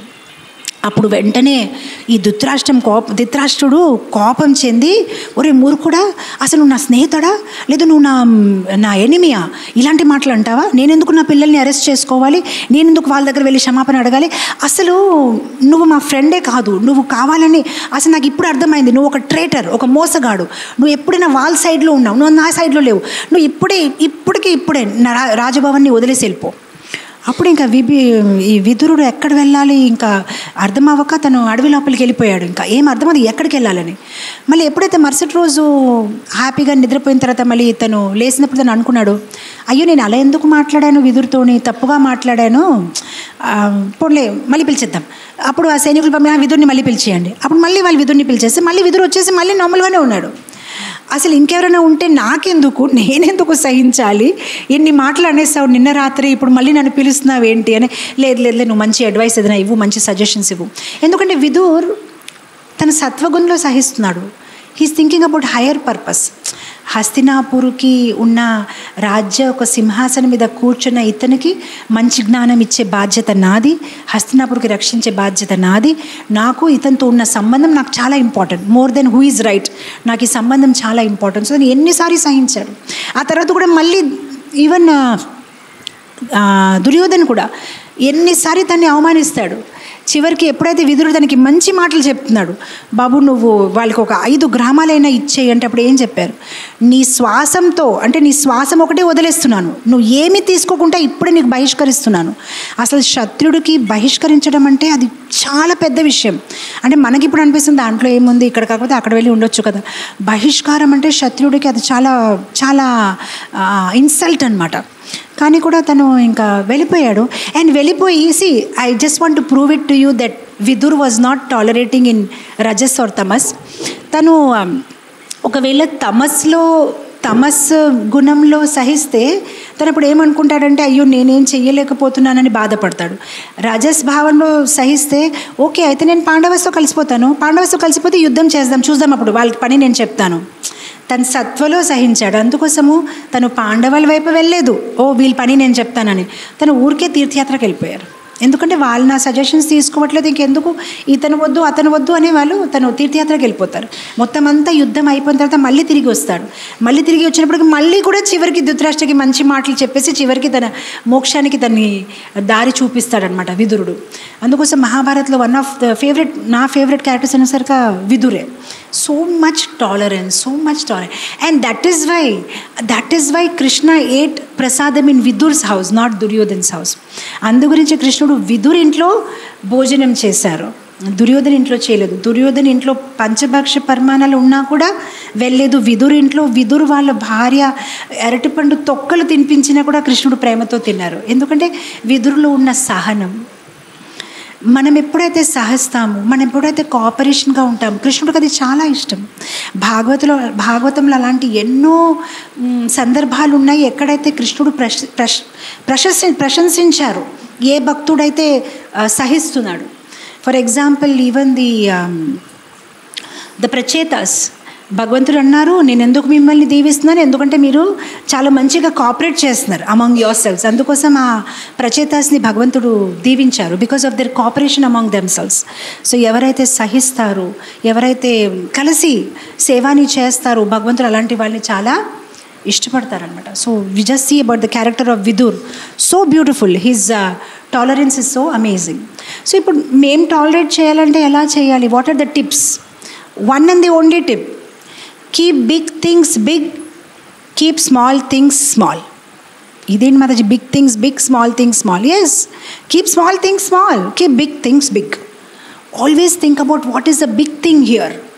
ఎవరితో అయినా ఏదైనా వాదన జరిగినప్పటికైనా ఏం జరిగినా కూడా ఇక్కడ ఇంపార్టెంట్ ఏంటి అది ఆలోచించండి. See, if you don't have anything big in life, then everything small will also become big. మీ దగ్గర ఏమైనా పర్పస్ జీవితంలో లేకపోతే, ఏదైనా పెద్దది సాధించాలని లేకపోతే, మీకోసం ప్రతి చిన్నది పెద్దదే. ఇతను ఇలా ఎందుకు మాట్లాడాడు, అలా ఎందుకు చేశాడు, ఇలా ఎందుకు చేశాడు. కానీ మీ జీవితంలో ఒక పెద్ద ఉద్దేశం ఉంటే, అప్పుడు చెయ్యని పర్వాలేదు, నాకు అది నేను సాధించాలి, నేను తొందరలో ఉన్నాను, ఇతను ఎలా మాట్లాడాడు, అతను ఎలా చూశాడు, ఇతను ఎలా నా వైపు, పర్వాలేదు నేను అది సాధించాలి, నాకు ఒక గోల్ ఉంది. When you have a goal, when you have a purpose, you can tolerate. Without purpose you can not tolerate. మీకు పర్పస్ జీవితంలో లేకపోతే, మీకు పెద్ద ఉద్దేశం లేకపోతే మీరు సహించలేరు. ఎందుకంటే అప్పుడు మీకోసం చిన్న విషయాలు కూడా పెద్ద విషయాలుగా మారిపోతాయి. కానీ మీ దగ్గర ఒక పెద్ద గోల్ ఉంటే, ఒక పెద్ద ఉద్దేశం ఉంటే మీరు ఏదైనా సహించగలుగుతారు. ఎందుకంటే you know these are temporary inconveniences for permanent convenience. తాత్కాలికమైన అసౌకర్యాలు శాశ్వతమైన సౌకర్యం కోసం.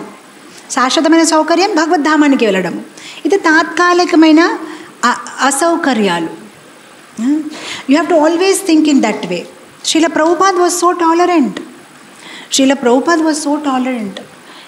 ఈ ఆయన ఆవు మాసము గోపాల్ అగర్వాల్, శాలీ అగర్వాల్ ఇంట్లో ఫ్రిడ్జ్లో వాళ్ళు పెట్టినారు, కానీ కూడా శ్రీల ప్రభుపాద్ సహించారు. ఎందుకంటే హీ హ్యాడ్ ఎ పర్పస్.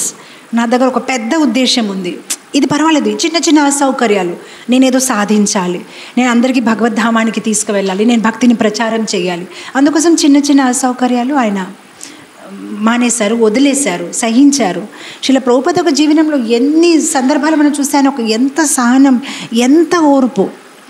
ఒక్కొక్కసారి స్టార్టింగ్లోని కొత్తగా శ్రీల ప్రభుపాద్ క్లాస్ ఇచ్చినప్పుడు మధ్య మధ్యలో ఎవరో డ్రగ్స్ తీసుకున్నవాడు లేచి ఏదో ఒకటి మాట్లాడిస్తారనమాట.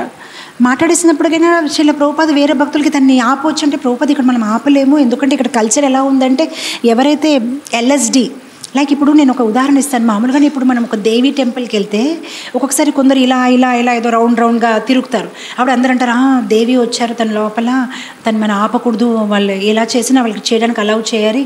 ఆ రోజుల్లో న్యూయార్క్లో, శాన్ ఫ్రాన్సిస్కోలో ఎవరైతే LSD అంటే డ్రగ్స్ తీసుకున్న వాళ్ళు, డ్రగ్స్ తీసుకున్న తర్వాత పిచ్చి పిచ్చిగా మాట్లాడితే జనాలు ఏమనేవారంటే, దే ఆర్ LSD సెయింట్స్. వాళ్ళు ఏదో మాట్లాడితే వాళ్ళకి ఏం చేయకూడదు, వాళ్ళకి ఏం చెప్పకూడదు, చాలా అవమానం, వాళ్ళు ఏం మాట్లాడితే వాళ్ళు మాట్లాడినండి. అప్పుడు ప్రభుపాద్ వాళ్ళ శిష్యులకి వాళ్ళని ఆపండి అంటే, ప్రభుపాద్ అలా ఆపకూడదు, ప్రభుపాద్ వాళ్ళు మాట్లాడినండి అని అలాంటి ఇబ్బందులు కూడా ప్రభుపాద్ ఎంతలాగా సహించారనమాట. ఒకసారి అయితే 22nd Avenue శ్రీల ప్రభుపాద్ ఎక్కడైతే కూర్చుంటారో దాని పక్కనే ఇక్కడ బాత్రూమ్ ఉంది. ఇలా గంభీరంగా క్లాస్ ఇస్తూ ఉంటే ఒక అతను ఇలా వచ్చి క్లాస్ మధ్యలోనే టిష్యూ పేపర్ వచ్చి తీసుకొని బాత్రూంలో టిష్యూ పేపర్ మార్చి వచ్చి కూర్చున్నాడు. అంత అవసరం తనకి ఏంటి, క్లాస్ అవుతుంది, తర్వాత కూడా మార్చవచ్చు. కానీ వాళ్ళకి అంత ఎటికేట్ అనేసరికి లేదు, ఇక్కడ క్లాస్ అవుతుంది కదా, మనం శబ్దం చేయకూడదు, ఇక్కడ క్లాస్ అవుతుంది, అందరంతా నిశ్శబ్దంగా వింటున్నారు, మనం వచ్చి ఇలా బెల్ కొట్టుకూడదు, అందరికీ అంత ఎటికేట్ ఉండకపోవచ్చు. కానీ శ్రీల ప్రభుపాద్ దాన్ని సహించారు. ఎందుకంటే వాళ్ళు అండ్ సహించడమే కాదు, తను ప్రేస్ చేశారు. చూసావా తనకి ఎంత సర్వింగ్ యాటిట్యూడ్ ఉంది, అది ఒక హ్యూమన్ న్యాచురల్ నేచర్, సేవని అందించడం భగవంతుడికి అని దాన్ని ఎగ్జాంపుల్గా తీసుకొని మళ్ళీ మొత్తం క్లాస్ మొదలుపెట్టారు. And see the whole point is, ఎవరు ఎక్కడ ఉన్నారు అక్కడి నుంచి వాళ్ళని ముందుకు తీసుకువెళ్ళాలి. మనం ఎక్కడ ఉన్నాము అక్కడి నుంచి మొదలు పెడితే వాళ్ళు పారిపోతారు. ఎందుకంటే మనం ఎక్కడో ఉన్నాము, వాళ్ళు ఎక్కడో ఉన్నాము, దానికి ఎటువంటి సమంజసం లేదు. సో వాళ్ళు ఎక్కడ ఉన్నారో అక్కడి నుంచి మొదలు పెట్టాలన్నమాట. లైక్ శ్రీల ప్రభుపాద్ ఆఫ్రికాలో క్లాస్ ఇచ్చినప్పుడు క్లాస్లో శ్రీల ప్రభుపాద్ ఏం చెప్పారు, గురుగారు బట్టలు దొంగలించకూడదు. మనకి ఇక్కడ ఇలా క్లాస్ ఇస్తే అదేంటి ఇలా మాట్లాడు, గురుగారు బట్టలు మేమెందుకు దొంగలిస్తాం, కానీ అక్కడ వాళ్ళు దొంగలించారు. శ్రీల ప్రభుపాద్ బట్టలు దొంగలించేశారు. వాళ్ళకి తెలియదు అలా దొంగలించకూడదని. శ్రీల ప్రభుపాద్ స్నానం చేసి బయటకు వచ్చినప్పటికీ ఆయన బట్టలన్నీ చూస్తే ఆ భక్తులు వేసుకొని శ్రీల ప్రభుపాద్ బట్టలు వేసుకొని తిరుగుతున్నారు, బట్టలు వేసుకొని శ్రీల ప్రభుపాద్ క్లాస్లో కూర్చుంటున్నారు. అప్పుడు శిల ప్రభుపాద మనము గురుగారు బట్టలు దొంగలించకూడదు అని క్లాస్ మొదలు పెట్టారు. ఏం చేయాలి? ఆ లెవెల్ నుంచి మొదలుపెట్టారు. రైట్. సో ఎవరు ఏ లెవెల్లో ఉన్నారు ఇంకా ఆ లెవెల్ నుంచి మొదలు పెట్టగలుగుతాం, కానీ మనం ఏ లెవెల్లో ఉన్నాం ఆ లెవెల్ నుంచి ఇన్ఫ్యాక్ట్ ఈరోజు morning this is what my topic was. ఈరోజు మార్నింగ్ మళ్ళీ ఎందుకో ఏ సందర్భంలో ఈ మాట వస్తే నేను చెప్తూ ఉంటాను. నిత్యం భాగవత సేవలో నేను ఈరోజు మార్నింగే చెప్తూ ఉంటున్నాను. See you will become very unhappy if you try to change people's వృత్తి. అందరికీ వేరే వేరే సైకోఫిజికల్ నేచర్ ఉంటాయి, దాన్ని మనం మార్చలేము. సో వాళ్ళు ఎలా ఉన్నారు అక్కడి నుంచే వాళ్ళని కృష్ణుడి దగ్గర ఎలా పంపించాలి అలా ప్రణాళిక పెట్టుకోవాలి మనం. కానీ వాళ్ళని మారుస్తానంటే వాళ్ళు మారలేరు. సో ఇప్పుడు కొందరు మారలేరా? మళ్ళీ మారుతున్నారు కదా మాతాజీ. ఇప్పుడు చాలామంది భక్తులుగా తయారైనప్పటికీ చాలా మార్పులు వస్తున్నాయి కదా. ఒకటి వృత్తి, ఒకటి వాసన. వాసనలో మార్పు రావచ్చు, కామక్రోధ మోహం దాన్ని వాసనలు అంటారు. వృత్తి అంటే మన ఒక ఇన్బిల్ట్ సైకోఫిజికల్ నేచర్, దాన్ని అంత సునాయాసంగా మార్చలేము. అందుకోసం దాని ఉన్న స్వభావానికి కృష్ణుడు వైపు మలచాలి. సో ఇప్పుడు కొందరు చాలా శాంత స్వభావంగా ఉంటారు. వాళ్ళకి మీరు వెళ్ళి ప్రచారం చేయండి, వెళ్ళి బుక్ డిస్ట్రిబ్యూషన్ చేయండి అంటే వాళ్ళు చెయ్యలేరు, వాళ్ళు సిగ్గుగా ఉన్నారు, వాళ్ళు చెయ్యలేమంటారు.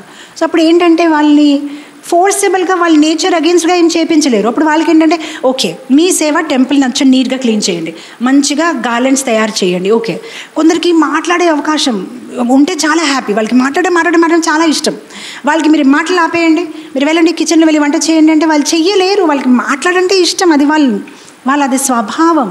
సో ఎవరైతే బుద్ధిమంతులు, ఎవరికి ఎలాంటి స్వభావం ఉంది వాళ్ళకి అలాంటి సేవలో పంపిస్తారు.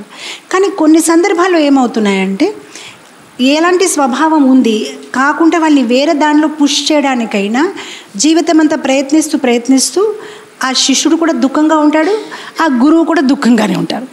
ఇంత ప్రయత్నించిన ఈ మూర్ఖుడిని నేను మార్చలేకపోతున్నాను. సో అది నిన్న సాయంత్రం నాకు వచ్చిన ఆలోచన. సాయంత్రం నేను ఆలోచిస్తున్నానంట, ఎందుకు ఆనందంగా ఉండగలుగుతున్నామంటే ఒక నెమ్మిలికి ఆవుగా మార్చే ప్రయత్నం నేను చెయ్యట్లేదు. ఆవు ఎలా మంచిగా ఉండాలని నేర్పిస్తామని నా ప్రణాళిక. అండ్ ఒక ఆవుని నెమ్మలిగా ఒక నెమ్మలిని ఆవుగా మార్చలేను. ఎవరు ఎలా ఉన్నారు వాళ్ళు అలానే ఉన్నారు. అక్కడి నుంచి వాళ్ళని, కానీ నేను చెప్పింది కొందరికి అర్థం అవ్వలేదు. ఎందుకంటే నాకు కొందరు మెసేజ్ పెట్టారు, కానీ గురువు అనేసరికి కరెక్షన్ చెయ్యాలి కదా మాతాజీ, మళ్ళీ మీరు అలా అంటే ఎలా అవుతుంది? ఒక గురువు అంటే మీరు సర్దించడం మీరు శిష్యులకి మీరు చెప్పరా? మళ్ళీ నేను చెప్పను అని చెప్పలేదు కదా, ఎలా చెప్తాను ఆ ప్రణాళిక మీతో షేర్ చేశాను, కానీ చెప్పను అని చెప్పలేదు కదా. ఈరోజే మార్నింగ్ ఒక 45 నిమిషాలు ఒక్క మాతాజీ పంపించిన మెసేజ్ మీద మొత్తం 133 పీపుల్కి క్లాస్ ఇచ్చాను. సో నా క్లాసెస్ ఎప్పుడైనా ఏ సందర్భంలో అయినా మీరు అనుకోవచ్చు ఈరోజు ఇదేంటి ఈ టాపిక్ స్టార్ట్ చేశారంటే, అది మీకోసం కాకపోవచ్చు, ఇక్కడ కూర్చొని ఎవరో కోసం ఉండొచ్చు అది, కానీ ఇది మీరు కూడా బెనిఫిట్ అవుతారు కదా. ఎందుకంటే ఈ క్లాసెస్ అనేది ఏమనుకుంటున్నారు, ఇదేమైనా ఒక డాన్స్ అండ్ మ్యూజిక్ షోవా? ఏదైనా ఒక ప్రిపేర్ చేసేసి ఎలా ఉంది నా ప్రజెంటేషన్ ఈరోజు? ఈ క్లాసెస్ అనేసరిగా కొన్ని సందేశాలు, కొన్ని సూచనలు ఏదైతే డివోటీస్తో షేర్ చేయవలసింది వాళ్ళ ఆధ్యాత్మిక జీవితం కోసం వాళ్ళకి సహాయం పడాలని. అందు గురించి ఎవరితో ఏ సందర్భం ఏర్పడింది ఆ సందర్భాన్ని ఆలోచిస్తూ కాంటెంప్లేట్ చేస్తూ దాన్ని నేను ఎలా సహాయం చేయగలుగుతానని దాని గురించి విశదీకరించి ఏదో చెప్తారు. అదే క్లాసెస్ అనమాట. అండ్ ఆ క్లాసెస్ వల్లనే వాళ్ళు ఏదైతే లోపాలు ఉన్నాయో అది వాళ్ళు సర్దుకోవాలి. That is my instruction and correction. అందరికీ వాళ్ళు చెప్పిన టీచింగ్స్ లేదంటే కరెక్షన్ చేసే విధానాలు వేరేగా ఉంటాయి. ఇప్పుడు కొన్ని టీచర్స్ ఉన్నారు, వాళ్ళు స్టిక్ పట్టుకొని కొడతారు, అది వాళ్ళు వే ఆఫ్ టీచింగ్. కొందరు టీచర్స్ అలా కాదు, కొందరు ఎక్స్ప్లెయిన్ చేస్తారు, కొందరు 10 times ఎక్స్ప్లెయిన్ చేస్తారు. So everybody has a different teaching style. So సర్దడం అనేది లేదంటే మీరు కోపం చూపించరు కనుక మీరు మాకు కూర్చొని నువ్వు ఎలా చేసావు అని మాకు స్ట్రేట్ ఫార్వర్డ్గా చెప్పరు. దట్ మీన్స్ మీరు మాకు ఎప్పుడు కరెక్ట్ చేయట్లేదు. నో, ఎవ్రీ మూమెంట్ కరెక్ట్ చేస్తున్నాను, కానీ కరెక్ట్ చేసే విధానం నాది వేరేగా ఉంది. అది మీరు మెచ్యూర్గా అర్థం చేసుకుంటారు, అర్థం చేసుకున్న వాళ్ళు అర్థం చేసేసుకుంటున్నారు. అండ్ ఎవరికైతే అర్థం అవ్వట్లేదు వాళ్ళ మెచ్యూరిటీ లెవెల్లో లేరు, వాళ్ళు 10 years తర్వాత ఈ క్లాస్ వింటే అప్పుడు వాళ్ళకి అప్పుడు అర్థమవుతుంది. సో ఇంకా నేనేం చేయలేను, everybody is on a different level అనమాట.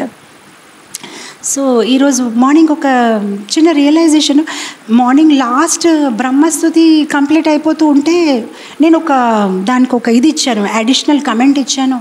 ఎలా అయితే కృష్ణ సంహితలో భక్తి వినోద్ ఠాకూర్ అంటున్నారు, ఏ రాక్షసాల్ని భగవంతుడు చంపారు, ఆ రాక్షసాలు మనలో ఉన్న లోపాలని ప్రతినిధిత్వం చేస్తున్నారు అన్నమాట. సో అలానే ఏదైతే ఈ బ్రహ్మ విమోహన్ లీలా వృత్తాంతం జరిగింది అంటే ఇది నా కమెంట్ కాదు, భక్తి వినోద్ ఠాకూర్ ఇచ్చిన కమెంట్ అనమాట. అంటే ఈ యొక్క లీల దేన్ని రిప్రజెంట్ చేస్తుంది, ప్రతినిధిత్వం చేస్తుంది అంటే బహుశాస్త్ర. ఎవరైతే బహుశాస్త్ర చదువుతారో వాళ్ళకి మోహం అనేది చెందొచ్చు అని భక్తి వినోద్ ఠాకూర్ చెప్పారు. ఇది నా పర్సనల్ ఒపీనియన్ కానే కాదు. ఒకవేళ శాస్త్రాలు చదవకూడదు అని నా ఒపీనియన్ ఉంటే నిత్యం భారత సేవ ప్రోగ్రామ్ని ఎందుకు కొనసాగిస్తాము? ఎందుకు శిల ప్రభుపాద్ పుస్తకాలని వితరణ చేస్తాము? ఎందుకు అందరినీ ప్లీజ్ ప్రభుపాద్ పుస్తకాలు చదవండి అని ఎందుకు భక్తి శాస్త్రి మనం చేస్తున్నాము? చదవాలి, తప్పకుండా చదవాలి. కాకపోతే భక్తి వినోద్ ఠాకూర్ అన్నారు బహుశాస్త్రాలు ఊరికే చాలా శాస్త్రాలు మనం చదివితే మనలో మిథ్య అహంకారము మోహము చెందొచ్చు అని. జస్ట్ నేను ఇచ్చిన ఒక చిన్న కమెంటు నాకు వెంటనే దానికి ఒక మంచి ఆన్సర్ దొరికింది. అంటే ఐఎమ్ 100% కన్విన్స్డ్ భక్తి వినోద్ ఠాకూర్ చెప్తున్నారంటే దట్ ఈస్ కరెక్ట్. ఇంకా దాంట్లో నా ఒపీనియన్ ఏమీ లేదు. కాకపోతే నాకు ఒక భక్తుడు మెసేజ్ పెట్టాడనమాట.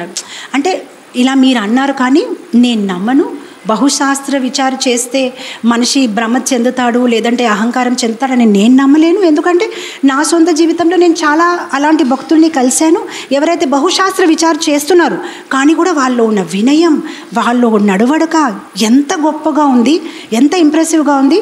సో మీరు ఎందుకు ఇలా చెప్పారు? సో నాకు అప్పుడే అనిపించేది, నాకు నా ఆన్సర్ దొరికేసింది. ఎందుకంటే ఎప్పుడైతే మనం ఓవర్గా చదువుతామో వింటామో మనం వినయం కోల్పోతాము, మనకి ఆచార్యుల పైన సందేహాలు పుడతాయి. సో నాకు ఈ భక్తుడు తన ఒక ఎగ్జాంపుల్ ద్వారా క్లియర్గా చూపించాడు. ఎందుకంటే తను ఒక చిన్న భక్తుడు, మేబీ తను ఈ మధ్యనే కొన్ని శాస్త్రాలు చదువుతున్నాడు కానీ భక్తి వినోద్ ఠాకూర్ని కూడా ఛాలెంజ్ చేసి మెసేజ్ రాశాడు. అంటే భక్తి వినోద్ ఠాకూర్ చెప్పింది అది కరెక్ట్ కాదు, ఎందుకంటే నేను చూస్తున్నాను ఇప్పుడు తన సొంత జీవితంలో తన గొప్పగా ఎంతమందిని కలిసేశాడు కానీ తను ఒక కంక్లూజన్, సో ఇది కరెక్ట్ కాదు, బహుశాస్త్ర చదవడం దాంట్లో తప్పు ఏమీ కాదు. సో తను భక్తి వినోద్ ఠాకూర్ని ఛాలెంజ్ చేసినట్లు అయ్యాడు కదా, ఏమీ పర్వాలేదు చదివితే ఏమవుతుంది, నేనే చూసాను చాలామంది చదివినా కూడా వినయంగా. అరే these are some exceptional cases, ఇదొక జనరల్ స్టేట్మెంట్.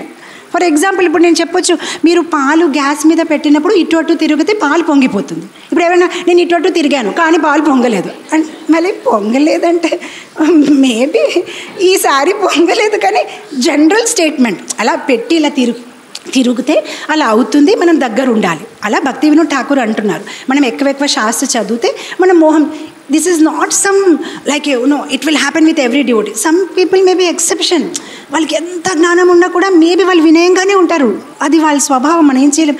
కానీ మనం కూడా అలా ఉంటామని మనం చెప్పలేం కదా. సో నాకు ఇప్పుడు వెంటనే ఆన్సర్ దొరికింది. ఎందుకంటే ఇప్పుడే భక్తి వినోద్ ఠాకూర్ అన్నారు, ఇక్కడే ఈ డివోటీ కొంచెం ఇప్పుడు స్టార్ట్ చేశాడు. వెంటనే నాకు విశ్వనాథ్ చక్రవర్తి ఇలా చెప్పారు, నరహరి ఠాకూర్ ఇలా చెప్పారు, భజనామృత ఇతను ఇలా చెప్పాడు. అండ్ మీకు కావాలంటే ఈ డిస్కషన్ని మనం ఇంకా కొంచెం కొనసాగించవచ్చు మాతాజీ. అప్పుడు నేను వెంటనే వినయంగానే ఆ భక్తుడికి నాకంత నాలెడ్జ్ అనేది లేదు, సో నేను దీన్ని ఇంకా అంత డిస్కషన్ చెయ్యలేను, సో మేబీ ఇంకెవరు డివోటీస్ అయితే నీ లెవెల్లో ఉన్న వాళ్ళతో ఈ డిస్కషన్ ఇంకా కొనసాగించవచ్చు. నేను జస్ట్ భక్తి వినోద్ ఠాకూర్ చెప్పిన స్టేట్మెంట్ యాజ్ ఇట్ ఈస్ చెప్తున్నాను, ప్లస్ నా దగ్గర అంత సమయం కూడా లేదు డిస్కషన్ చేయడానికి అని నేను అక్కడికి దాన్ని క్లోజ్ చేశాను. కానీ నాకు నా ఆన్సర్ దొరికిందనమాట. అంటే ఇంత జ్ఞానంలోనే మనకి ఇంత గర్వం వచ్చేస్తే అన్ని శాస్త్రాలు చదివిస్తే మనకి ఇంకెంతో గర్వం వచ్చేస్తుందో అప్పుడు ఇంకా శిక్షాగురులే కాదు దీక్షాగురులే కాదు మనం విశ్వనాథ్ చక్రవర్తి ఠాకూర్లో కూడా లోపాలు చూడొచ్చు. ఇలా రాశారు కానీ ఇలా కాదు అలా కాదు ఇలా మనకి ఆ సరళమైన విశ్వాసం లేదు గురువాక్యం మీద, ఆచార్యుల వాక్యం మీద. ఓకే చెప్తున్నారు కదా, and so many quick judgements, ఇలా ఎందుకు అన్నారు అలా ఎందుకు అన్నారు, గురువు అనేసరికి మీరు అంటే మీరు చెప్పాలి కదా శిష్యులకి, కరెక్షన్ ఇవ్వాలి. నేను ఎక్కడ చెప్పాను స్టేట్మెంట్లో, నేను గురువు అనేది నేను ఈజ్ మార్నింగ్ స్టేట్మెంట్ అలా చెప్పానా, గురువు means not suppose to correct అని చెప్పానా? I was just thinking how to correct, what to correct, అంతే కదా. That's what I was trying to say, but I never said Guru should not correct. But what happens if you have, like, you start thinking yourself too intelligent, then you will start analyzing every lecture with fault finding only. Dintlo idi kaadu correct, adi kaadu and you start making statements, and you have to be so very careful అనమాట. So anyway I wanted to be very careful not to offend because maybe that devotee is very great and I may make Vaishnav offence. So I excused myself saying that I don't think I'm capable to have this discussion further. I don't know what is right, what is wrong, but I don't want to continue this further. And also sometimes it is so difficult to discuss when the other person is a little baby for you, because even what you say now, to explain that point you will have to give maybe your 4-5 hours, and that may not be worth at this time. Just like Nimai and Anirudh, I feel they will grow. Even if I don't clarify their point now, after 5 years, 10 years, what I'm saying now will make sense. But as of now, it may not be making sense. And I always say this, if things don't make sense, doesn't mean they don't have sense. As of now, they're not making sense to us. ప్రస్తుతం మనకి అర్థం అవ్వట్లేదు, కానీ దానికి అర్థమైతే ఉంది. ప్రస్తుతం మనకు అర్థం అవ్వట్లేదు అనమాట. అందుకోసం దానిలో అర్థం లేదు అని కాదు, మనకు అర్థం అవ్వట్లేదు అనమాట. So we have to be so called. So tolerance is in everything. We have to tolerate. Even మనం క్లాస్ విన్నప్పుడు కూడా we should tolerate our tendency to keep on commenting and giving our opinion. This is also one kind of tolerance. You're able to understand, dear devotees, what I'm trying to say. Tolerance is a very big subject anamata. Tolerance is not always negative. Tolerance is positive kuda. Happiness kuda tolerate cheyali. మనకి ఎవరైనా చాలా praise చేస్తున్నారు, అది కూడా tolerate చేయాలి, సహించాలి. మంచి situations, చెడు situations, somebody is criticizing also, we should tolerate. Somebody is praising also, we should tolerate. Somebody is scolding also, we should tolerate. Tolerate, that word is, that is why you see Brahma Stuti, what is that? Tattenu kampa susamekshamanu bhunjana evatmakritam vipakam. Brahma is saying that జీవేతి యోముక్తి పదే సదాయ భక్. ఎవరైతే tolerate చేస్తారో, ఎవరైతే సహనం వహిస్తారో, దే బికమ్ కృష్ణస్ ఫేవరెట్. వాళ్ళు సహనంకి అధికారులు అవుతారనమాట. దే విల్ అర్హతులు అవుతారనమాట. Right. So very very important. And we see in our own life Srila Prabhupad how he was, so for higher purpose we have to tolerate. శుద్ధ సత్వలో టాలరేట్ చేయడం అంటే I want to serve my Guru Maharaj, I want to serve Krishna, so I will tolerate. నేను కృష్ణుడిని సేవని అందించాలనుకుంటున్నాను, నేను గురుగారిని సేవని అందించాలనుకుంటున్నాను, అందు గురించి నేను టాలరేట్ చేస్తాను. Right. So like that of course there are many reasons. I was just thinking that just this morning one devotee asked, why should I tolerate?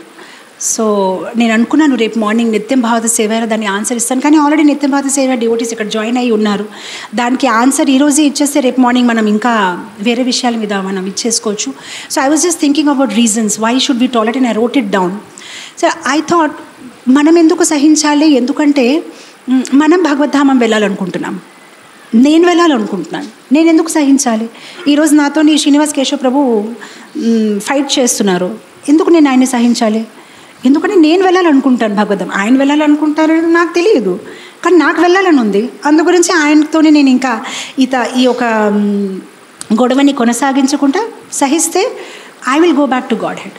నేను ఎందుకు సహించాలి? ఎందుకంటే నేను వంట చేశాను, నా కర్మని నేనే వంట చేశాను, నేనే తయారు చేశాను. సో అందు గురించి నాతోనే ఇలా ప్రవర్తిస్తున్నారేమో ఎవరైనా, ఎందుకంటే అది నా కర్మ. Krishna is making others as an instrument. నేను చేసిన కర్మకి నాకు వెనక ఇవ్వడానికి వేరే వాళ్ళకి ఆయుధాలుగా వాడుతున్నారు కృష్ణుడు. సో తన తప్పు ఏంటి? అందు గురించి నేను సహించాలి. ఇంకా నేనెందుకు సహించాలి? ఎందుకంటే వేరే వాళ్ళు నన్ను సహిస్తున్నారు, నేను ఆయన్ని సహిస్తున్నాను, కానీ నన్ను కూడా చాలామంది సహిస్తున్నారు. నాకున్న స్వభావానికి చాలామంది సహిస్తున్నారు. మేబీ నాకు తెలియదు, నేను అనుకుంటాను నేనే ఇతన్ని సహిస్తున్నాను, నేను అతన్ని, మేబీ నన్ను కూడా చాలామంది సహిస్తున్నారు, నాకు తెలియదు నేను ఎలా ఉన్నాను. రైట్. నేనెందుకు సహించాలి? ఎందుకంటే as a devotee we see Krishna's hand in everything. మనం భగవంతుడు ఒక చేతి చూస్తాము ప్రతి పరిస్థితిలో. భక్తి తీర్థస్వామి మహారాజ్ ఇచ్చిన ఒక ఉదాహరణ నాకు ఎంత ఇష్టం ఉండేది. చిన్నప్పుడు నేను అది చాలా I use to keep on remembering it in every situation in my life. ఒక అతను నావికుడు, నౌక అనుకోకుండానే నీళ్ళ లోపలికి వచ్చేసింది. తను ఆల్మోస్ట్ మునిగిపోతున్నాడు. ఆ లోపల ఒక ద్వీపం కనిపించింది. ఆ ద్వీపంలో తను నివసించడం మొదలుపెట్టాడు. ఆ ద్వీపం నిర్మానుషంగా ఉంది, దూరం వరకు ఎవరు కనిపించట్లేదు. ఇంకా తనకి చాలా బాధగా ఉంది, ఇదేంటి నేను నౌకా విహారం చేస్తూ ఇలాంటి పరిస్థితుల్లో పడాను, ఈరోజు ఈ ద్వీపంలో నేను నివసిస్తున్నాను, ఇక్కడ ఎవ్వరు లేరు, తినడానికి ఏమీ లేదు. అయితే అతి కష్టంతో ఓ సమ్ పండులు, సమ్ ఫ్రూట్స్ అలా తింటూ ఏదో బ్రతుకుతున్నాడు. జీవితం అలానే కొనసాగుతుంది. కొన్నాళ్ళకి ఒక చిన్న గుడుసు కట్టాడు, ఇంకా అలానే ఉండిపోతున్నాడు. ఇప్పుడు తను ఒక లైఫ్కి తను అలవాటు పడిపోయాడు. ఫస్ట్ కొంచెం ఫీల్ అయ్యాడు, కానీ పోన్లే కృష్ణ నాకు ఎలాంటి పరిస్థితులు పెడితే అదే నా కోసం మంచిదని అనుకుంటూ అలానే బ్రతుకుతున్నాడు. కొన్ని సంవత్సరాలు అలవాటు పడిపోయాడు ఇంకా ఈ అడవి జీవితము, ద్వీపంలో ఒక్కడే ఒంటరిగా బ్రతకడం. కానీ ఒకసారి ఏమైందంటే తను అడవి లోపలికి వెళ్ళిపోయాడు కొన్ని పువ్వులు పండ్లు తింపడానికి. ఆ లోపల ఏంటంటే తన గుడుసు కాలిపోయింది. దూరం నుంచి తను చూశాడు, గుడుసు కాలిపోయిందండి. పరిగెత్తి వచ్చాడు. ఇప్పుడు తను ఒక సహనాన్ని కోల్పోయాడు. నేను ఇంతగా నా జీవితంలో ఎలాంటి పరిస్థితి వచ్చినా సహించాను. నా కృష్ణుడు ఇలాంటి పరిస్థితులు పెట్టినా కూడా నేను భగవంతుడికి ఎప్పుడు కోపం చెందలేదు, ఎప్పుడు కంప్లైంట్ చేయలేదు, ఫిర్యాదు చేయలేదు. కానీ ఇప్పుడు చివరికి ఇంత చిన్న ఒక గుడుసు నా కోసం నేను తయారు చేసింది, అది కూడా భగవంతుడు ఉంచలేదు, ఇది కూడా కాలిపోయింది, ఏంటి నీ న్యాయం అని భగవంతుడి మీద అరుస్తున్నాడు. అప్పుడు అక్కడ ఒక హెలికాప్టర్ వచ్చింది. మీరు ఎలా ఇక్కడ వచ్చారంటే, ఏమి లేదు, పక్కనే మా షిప్ వెళ్ళిపోతూ ఉంటే ఏదో కాలిపోతుంది చూసి ఇక్కడ ఎవరో ఉంటున్నాడేమో అని అనుకుని మేము మా హెలికాప్టర్ని పంపించాము. ఇక దాన్ని చేతి పట్టుకొని వాళ్ళు తీసుకొని వెళ్ళిపోయాడు. అప్పుడు తనకు అర్థమైంది, ఓహో ఈ కాలిపోవడం వెనుక కూడా భగవంతుడు ఒక ప్రణాళిక అనమాట. సో ఇది నేను చిన్నప్పుడు విన్నాను, భక్తి తీర్థ స్వామి మహారాజ్ క్లాస్ ఇచ్చినప్పుడు. నేను ఇప్పటి వరకు అది నేను ఎప్పుడు మర్చిపోను. జీవితంలో ఎటువంటి పరిస్థితి వచ్చి నేను ఒకటే అనుకుంటాను, ద షిప్ వ్రెక్ అని దానికి ఒక షార్ట్ కట్ చెప్పాను నేను. షిప్ వ్రెక్ అయిపోయింది కదా, shipwreck. This is a shipwreck అనమాట. This is Krishna's plan. అందుకోసం నేను సహించాలి. ఎందుకంటే I don't know what is Krishna's plan. నాకు తెలీదు కృష్ణ ఒక ప్రణాళిక ఏంటి. అందుకోసం మనం సహించాలి. తర్వాత మనం ఎందుకు సహించాలి? Because it is for our benefit. మనం సహించలేదనుకోండి, మనం కోపం చెందామనుకోండి, వేరే వాళ్ళ మీద మనం కోపం చెందితే ఎలా ఉంటుందంటే, కాలిపోతూ ఉన్న బొగ్గలు ఏమంటారు, బొగ్గు, కాలిపోయిన బొగ్గుని నాకు మీ మీద కోపం వచ్చింది, కాలిపోయిన బొగ్గు మీ మీద విసిరేయాలనుకున్నాను, విసురుతాను. కానీ ముందు ఎవరి చేతి కాలిపోతుంది? నాదే. నాకు వచ్చింది మీ మీద కోపం, కానీ ఎవరు కాలిపోతున్నారు? నేనే. So for my own benefit నేను క్షమించాలి, నేను సహించాలి. ఎందుకంటే it's not going to help మీ మీద కోపం ఉంచి నాకేం లాభం లేదు. ఇంకొకటి, నేను ఎందుకు సహించాలి? Because I want to settle my accounts with you. I don't want any carry forward. మళ్ళీ ఇంకా నెక్స్ట్ లైఫ్కి ఆ బ్యాంక్ అకౌంట్ క్యారీ ఫార్వర్డ్ వద్దు. ఇప్పుడే హిసాబ్ చేసేసుకుందాం. ఓకే, మీరు ఏదో చెప్పేశారు, నేను సహించేశాను, ఓకే మ్యాటర్ క్లోజ్ అయిపోయింది. మళ్ళీ నేనేదో మీకు తిరిగి చెప్తాను, మళ్ళీ నెక్స్ట్ లైఫ్లో నేను ఇంట్రెస్ట్తో పే చేయాలి. నాకు మీ దగ్గర ఏమీ లోన్ వద్దు, మీరు కూడా నా దగ్గర ఏమీ లోన్ ఉంచకూడదు. మనం ఇక్కడే ఈ లైఫ్లో మన అకౌంట్స్ని సెటిల్ చేసుకోవాలి. That is why I will tolerate. ఎందుకు సహిస్తాను? Because this is temporary. I know ఇది తాత్కాలికమైన పరిస్థితి. ఏదైనా ఇప్పుడు ఎవరైనా నా మీద కోపం చెందినా, ఎలా మాట్లాడినా ఇది తాత్కాలికం, పర్మనెంట్ ఏమీ కాదు. అందుకోసం నేను సహిస్తాను. తర్వాత నేను ఎందుకు సహిస్తాను? Because I want to stay in the devotee community. I want to be in this devotee community. So yes, ఇక్కడ ఓకే మేబీ ఉండొచ్చు, కొన్ని పరిస్థితులు వ్యతిరేకంగా ఉండొచ్చు, కొందరి స్వభావంతో నాకు జెల్ అవ్వకపోవచ్చు. But I want to have this privilege to stay in devotee community. నాకు డివోటీ కమ్యూనిటీలో ఉండాలని ఉంది. సో ఒక పరివారంలో అయినా, ఒక కుటుంబంలో అయినా, ఒక బిజినెస్ కమ్యూనిటీలో అయినా అందరికీ వేరే వేరే స్వభావాలు ఉంటాయి. కానీ మనం సహిస్తాం కదా, because we want to be together. నేనెందుకు సహిస్తాను? బికాస్ డివోటీస్ ఒక హృదయంలో భగవంతుడు ఉన్నారు. Because Krishna is there in everybody's heart. So ఒకవేళ ఆ డివోటీ నన్ను చెప్పిన పదాలు నాకు నొప్పిగా ఉన్నా కూడా I will consider it as Krishna's message. నేను మామూలుగానే మొన్ననే డివోటీస్కి అడుగుతూ ఉంటున్నాను, నేను మీ అందరికీ ఒక టెంపుల్కి తీసుకువెళ్ళాను అనుకోండి, ఆ టెంపుల్ ఇప్పుడు దేవతామూర్తి లేరు, ఏదో ఎవరో పగలగొట్టేశారు. కానీ నేను మీకు చెప్పాను అనుకోండి, ఒక 15 సంవత్సరాలు రాధాగోవిందుడు ఇక్కడే ఉండేవారంటే మీరు ఏం చేస్తారు? వెంటనే నమస్కారం పెడతారు. అవునా మాతాజీ, 15 సంవత్సరాలు రాధాగోవింద ఈ టెంపుల్లో ఉన్నారా? కానీ ప్రస్తుతం లేడు బాబు. లేరు, కానీ ఉన్నారు కదా అని మీరు నమస్కారం పెడతారు. ఊహించండి, ఎక్కడైతే భగవంతుడు ప్రస్తుతం లేరు కానీ ఒక్కనప్పుడు ఉన్నారు, ఆ స్థలం కూడా మనకి అంత పవిత్రంగా ఉంటే భక్తుల ఒక హృదయంలో ఎల్లప్పుడూ ఉన్నాడు కృష్ణుడు. కానీ మనం ఎందుకు వాళ్ళని నమస్కారం పెట్టలేకపోతున్నాము? Just now in his heart Krishna is there, in her heart Krishna is there. కానీ మనకి అంత గర్వము, నేనెందుకు వంగాలి, నేనెందుకు నమస్కారం పెట్టాలి, నేనెందుకు? అరే Krishna is there in his heart. అందుకోసం మనం సహిస్తాము, because Krishna is there. And because Krishna is our well wisher, he can never wish anything wrong for us. కృష్ణుడు మన ఒక ఒడిసే శ్రేయో అభిలాషి. అండ్ ఎప్పుడు మన కోసం ఆయన ఎప్పుడు చెడుగా ఆలోచించరు, మన కోసం ఏదైనా ఆయన మంచిగానే ఆలోచిస్తారు. అండ్ నేనెందుకు సహించాలి? ఎందుకంటే మనం ఎవ్రీడే మార్నింగ్ ఏం చేస్తున్నాం? వాంఛాకల్పతరుభ్యశ్చ కృపా సింధుభ్యశ్చ పతితానాం పావనేభ్యో వైష్ణవేభ్యో నమో నమః. అనంత కోటి వైష్ణవాల్ని మనము ప్రణామం చేపిస్తే మన ఇంట్లో వైష్ణవాల్ని మనం ఎందుకు క్షమించలేము, ఎందుకు సహించలేము? అనంత కోటి బ్రహ్మాండంలో ఉన్న అందరి వైష్ణవుల్ని మనం తలుచుకొని ప్రణామం చేసుకుంటాం. కానీ మన పక్క ఉన్న వైష్ణవుల్లో మనకి 10 దోషాలు కనిపిస్తాయి. ఇతను ఇలా ఉన్నాడు, అలా ఉన్నాడు, ఇలా ఉన్నాడు ఉంటాయి. అందరికీ వేరే వేరే సైకోఫిజికల్ నేచర్స్ ఉంటాయి. మనం ఏంటంటే we are very quick to judge people based on their external behaviour and psychophysical natures. ఇతనికి కోపం ఎక్కువ, అయితే అతను అంత గొప్ప, ఇతను చాలా సహనం, కూల్గా ఉంటాడు, అతను చాలా great devotee. No, can't judge people based on their nature, judge based on their sacrifice. ఎవరి స్వభావము, వాళ్ళ ఎక్స్టర్నల్ మాట్లాడే విధానంతో వాళ్ళని జడ్జ్ చేయొద్దు. Judge on the bigger frame. What are they doing for Krishna? Krishna కోసం ఎంత సహనం ఉంది, కృష్ణ కోసం ఎంత త్యాగం ఉంది, ఆ బేస్లోని మనం మనిషిని జడ్జ్ చేయాలి. అండ్ మనం ఎందుకు సహిస్తాము? ఎందుకంటే ISKCON is the only boat that's going back home, back to Godhead. We have to be in ISKCON. ఎలాంటి పరిస్థితులు ఉన్నా, ఏమున్నా, we just have to tolerate and somehow be in there. I have seen many devotees. ఇప్పుడు ఏంటంటే వాళ్ళకి ఒక గొప్ప choice లాగా ఉంది. ఇస్కాన్లో ఏమీ నచ్చకపోతే మనకి ఇంకోటి ఉన్నారు కదా, విస్కాన్, టిస్కాన్, అలా చాలా వచ్చాయి. ఈ మూమెంట్, ఆ movement, H movement, K movement అలా ఉన్నాయి. Okay, I don't like, I'll go to this movement, I don't like, I'll go to that movement, I'll go here, I'll go there.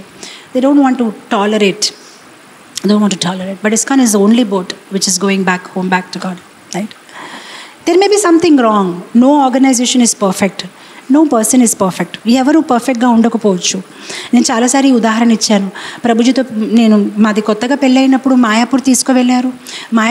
నేను దాని ముందు కూడా మా పేరెంట్స్తో మాయాపూర్ వెళ్ళాను. కానీ ప్రభుజీతో వెళ్ళినప్పుడు ఫస్ట్ టైం నవదీప్ వెళ్ళాము. నవదీప్ వెళ్తే ఆ పెద్ద షిప్లో కూర్చోవాలి. షిప్ లాగా పెద్ద బోట్ ఉంటుంది. కానీ ఆ బోట్లో ఎంతోమంది ఉంటారు, సైకిల్ రిక్షాస్తో ఉంటారనమాట, అందరూ గ్రామవాసీలు. అండ్ కొత్తగా పెళ్ళైనప్పటికే నాకు కూడా వయసు చిన్నది అని ఇలాంటి పరివేషం నేను ఎప్పుడు చూడలేదు. సో నేను ఇంకా ఆ బోట్లో నేను వెళ్ళాను. అందరూ స్మెల్ వచ్చేస్తుంది, అంతమంది మనుషులు. ప్రభుజీ అన్నారు, ఆ నవదీప్ వెళ్దాము, మంచి కొత్త సారీస్ కొందామంటే, సారీస్ కొనడం బాగానే ఉంది కానీ ఈ బోట్లో కాదు. అప్పుడు ప్రభుజీ ఒకటే అన్నారు, ఇది ఒకటే బోట్ ఉంది, వస్తే రాలేదంటే లేదు.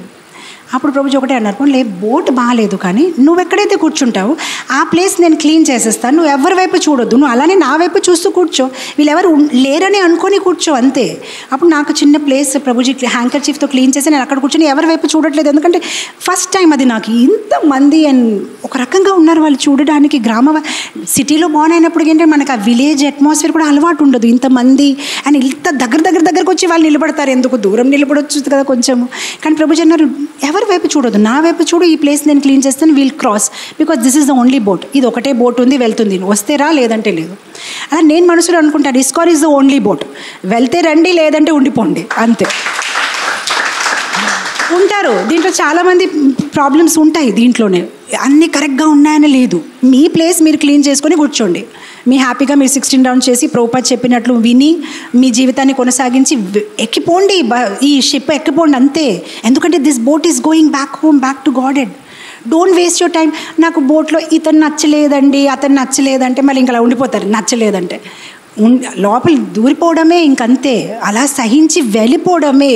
And we will go back tolerating each other. గొప్పగా మీరే అందరినీ టాలరేట్ చేస్తాను అనుకోవద్దు. నేను అలా అనుకున్నాను, వీళ్ళందరినీ నేను టాలరేట్ చేశాను ఆ షిప్లో. వాళ్ళు నన్ను టాలరేట్ చేశారేమో, ఈ సిటీ అమ్మాయి ఆవిడకి ఎందుకు మా బోట్లో రావడం, కానీ వాళ్ళు నన్ను టాలరేట్ చేశారు కదా. Just tolerate each other and keep going in Krishna consciousness. Let's keep the higher goal in mind అనమాట. I hope this clarifies why we should tolerate. So anyway, Gajendra also tolerated. తను టాలరేట్ చేశాడు. And we don't tolerate, we will go away from the devotee community. I have seen some devotees, they don't tolerate. Why should I? Ego. But today they are away from Krishna consciousness. They far far away. They have left the spiritual life itself because they could not tolerate. నేను ఎందుకు సహించాలి? So they lost the bigger picture. మీరు keep the small thing small and big thing big. Small థింగ్ని big చేశారు, big థింగ్ని కోల్పోయారు, right? So that's very important. So నా గజేంద్ర తను టాలరేట్ చేశాడు, సహించాడు. చివరికి ఏంటంటే తను ప్రార్థించడం మొదలుపెట్టారు. సో ఈ ప్రార్థనలో కూడా ఎలా ఉంది, తను కృష్ణ విష్ణు పిలవట్లేదు. ఎందుకంటే పాత స్మృతిలు గుర్తుకొచ్చాయి, కానీ దేవుడు ఎవరు తెలియదు, కానీ ఎవరో ఒక్కడు గొప్పవాడే అని. అందుకోసం ఆయన ఒక ప్రేయర్స్ ఎలా ఉన్నాయంటే, ఒక్కొక్కసారి మనము గవర్నమెంట్ ఆఫీసెస్లో లెటర్ రాస్తారు కదా, to whom so ever it may concern, అలా ఆయన కూడా to whom so ever it may concern, నేను ప్రార్థిస్తున్నాను, ఎవరైతే అందరికైనా గొప్ప ఆయన ఉన్నారు, నేను ఎవరైతే కారణం ఆయనకి నేను ప్రార్థిస్తున్నాను, దయచేసి నన్ను కాపాడండి అని. అప్పుడు ఎవరైతే కారణుడు దేవాది దేవుడు శ్రీకృష్ణ భగవానుడు ఇలా ఈ గరుడులో వచ్చారు. ఈ చిత్రపటం ఉంది కదా మన టెంపుల్లో, ఇలా గరుడులోనే వచ్చారు. అండ్ అప్పుడు గజేంద్రుడు అప్పటికి ఏం చేశారంటే, అక్కడ చెరువులో ఉన్న కమల పుష్పాలు తన తొండంలో తీసుకొని భగవంతుడికి ఆఫర్ చేశారు. అప్పుడు వెంటనే భగవంతుడు ఏం చేశారు, ఆయన ఒక సుదర్శన చక్రతోనే ఆ ముసలి తాలూకా తలని నరికేశారు. అండ్ గజేంద్రుడిని కాపాడి తనకి ఓడికి అంటే తీసుకొని వచ్చేశారు. అండ్ వెంటనే గజేంద్రుడికి స్వరూప్య మోక్షం, తన 4 చేతులు ఒక విష్ణుమూర్తి నారాయణ రూపం దొరికింది. అండ్ తను కూడా తిరిగి వైకుంఠానికి వెళ్ళగలడనమాట. సో ఇలా భగవంతుడు గజేంద్రుడిని కాపాడారు.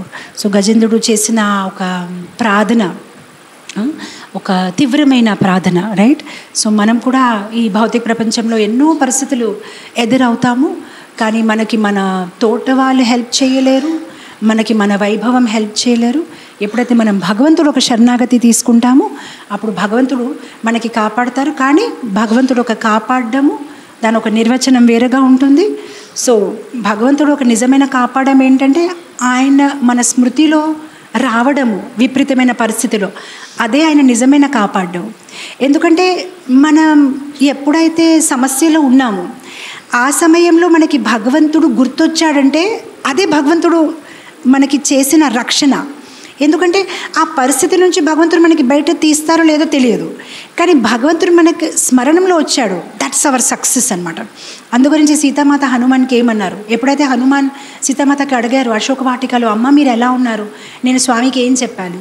అప్పుడు సీతామాత అన్నారు, సును హనుమంత విపత్తి ప్రభు సోయి జబ తవ భజన స్మరణ నా హోయి. హనుమాన్, నిజమైన విపత్తి ఏంటంటే ఎప్పుడైతే భగవంతుడి తాలూకా స్మరణాన్ని మర్చిపోతామో అదే నిజమైన విపత్తి. ఎందుకంటే స్మరణాన్ని మర్చిపోతే మళ్ళీ ఈ జన్మ మృత్యు చరావేది చక్రంలో తిరుగుతాము. కానీ ఈ జన్మంలో ఒకవేళ భగవంతుడిని నేను స్మరించాను, కానీ భగవంతుడు నా భౌతిక శరీరాన్ని కాపాడలేదు, నేను ఒక వ్యాధికి గురి అయి చనిపోయాను, నా దేహాన్ని త్యాగం చేశాను, పర్వాలేదు, కానీ మళ్ళీ జన్మం కనీసం ఉండదు. ఎందుకంటే నేను కృష్ణ స్మరణం చేయగలను, విష్ణు స్మరణం చేయగలను. సో అదే కృష్ణుడిది అతి పెద్ద కాపాడడం. That's is the greatest protection of the lord. And భగవంతుడు ఆ ఒక రక్షణ ఇంద్రదుమ్న మహారాజ్కి ఇచ్చారు. మేబీ ఇంద్రదుమ్న మహారాజ్కి ఏనుగుగా అవడంలో కాపాడలేదు, ఆ అగత్స్యముని ఒక శ్రాపం నుంచి కాపాడలేదు, తను ఇంద్రదుమ్న మహారాజ్ నుంచి ఏనుగు అయిపోయాడు. కానీ ఏనుగు ఒక జన్మంలోనే తనకి భగవంతుడు ఒక భగవత్ స్మృతి ఇచ్చి తనకి నిజంగానే కాపాడారు. ఎలా అయితే భరత్ మహారాజ్కి జింక శరీరంలో తయారయ్యారు, అక్కడ కాపాడలేదు, కానీ జింక శరీరంలో కూడా ఆ భగవత్ స్మృతిని ఇచ్చారు. చిత్రకేతుని ఒక విత్సాసురు రాక్షస రూపంలో మారిపోయారు, కానీ అక్కడ భగవంతుడు తనని కాపాడలేదు. కానీ వృత్సాసురు ఒక శరీరంలో కూడా తను భగవంతుడిని స్మరిస్తూ దేహాన్ని త్యాగం చేశారు. అది భగవంతుడు ఒక నిజమైన కాపాడడం. సో అలా భగవంతుడు ఇతన్ని కూడా కాపాడారనమాట. So with this I will end it here. I think it's already time, but I would still like to take some reflections from the devotees and how Lord has given Swarupya Mukti to Gajendra. And I just want to complete with a little short note. ఎవరైతే గజేంద్ర మోక్ష వృత్తాంతాన్ని వింటారో వాళ్ళకి ఎప్పుడు దుస్వప్న, bad dreams రాదు, దుస్వప్న రాదు. And భగవంతుడు ఒక నిత్య లీలాలో పార్షదులుగా పుట్టే అవకాశం వాళ్ళకి దొరుకుతుంది. కాకపోతే మనం ఈరోజు ఈ గజేంద్ర మోక్షని చాలా క్లుప్తంగా చర్చించాము, కానీ మరొక రోజు ఈ గజేంద్ర స్తుతిలు కూడా నేను వివరంగా తీసుకుంటాను. దాని నుంచి మనం నేర్చుకోవాల్సిన చాలా గుణపాఠాలు ఉన్నాయన్నమాట. సో ఇలా చెప్పి నేను ఇక్కడే ఆపుతాను. గజేంద్ర మోక్షకి జయ, శ్రీమద్ భాగవతంకి జయ, శ్రీల ప్రభుపాదకి జయ. So I'll quickly take reflections నా. డివోటీస్ వాళ్ళు ఒక రిఫ్లెక్షన్స్ షేర్ చేయండి.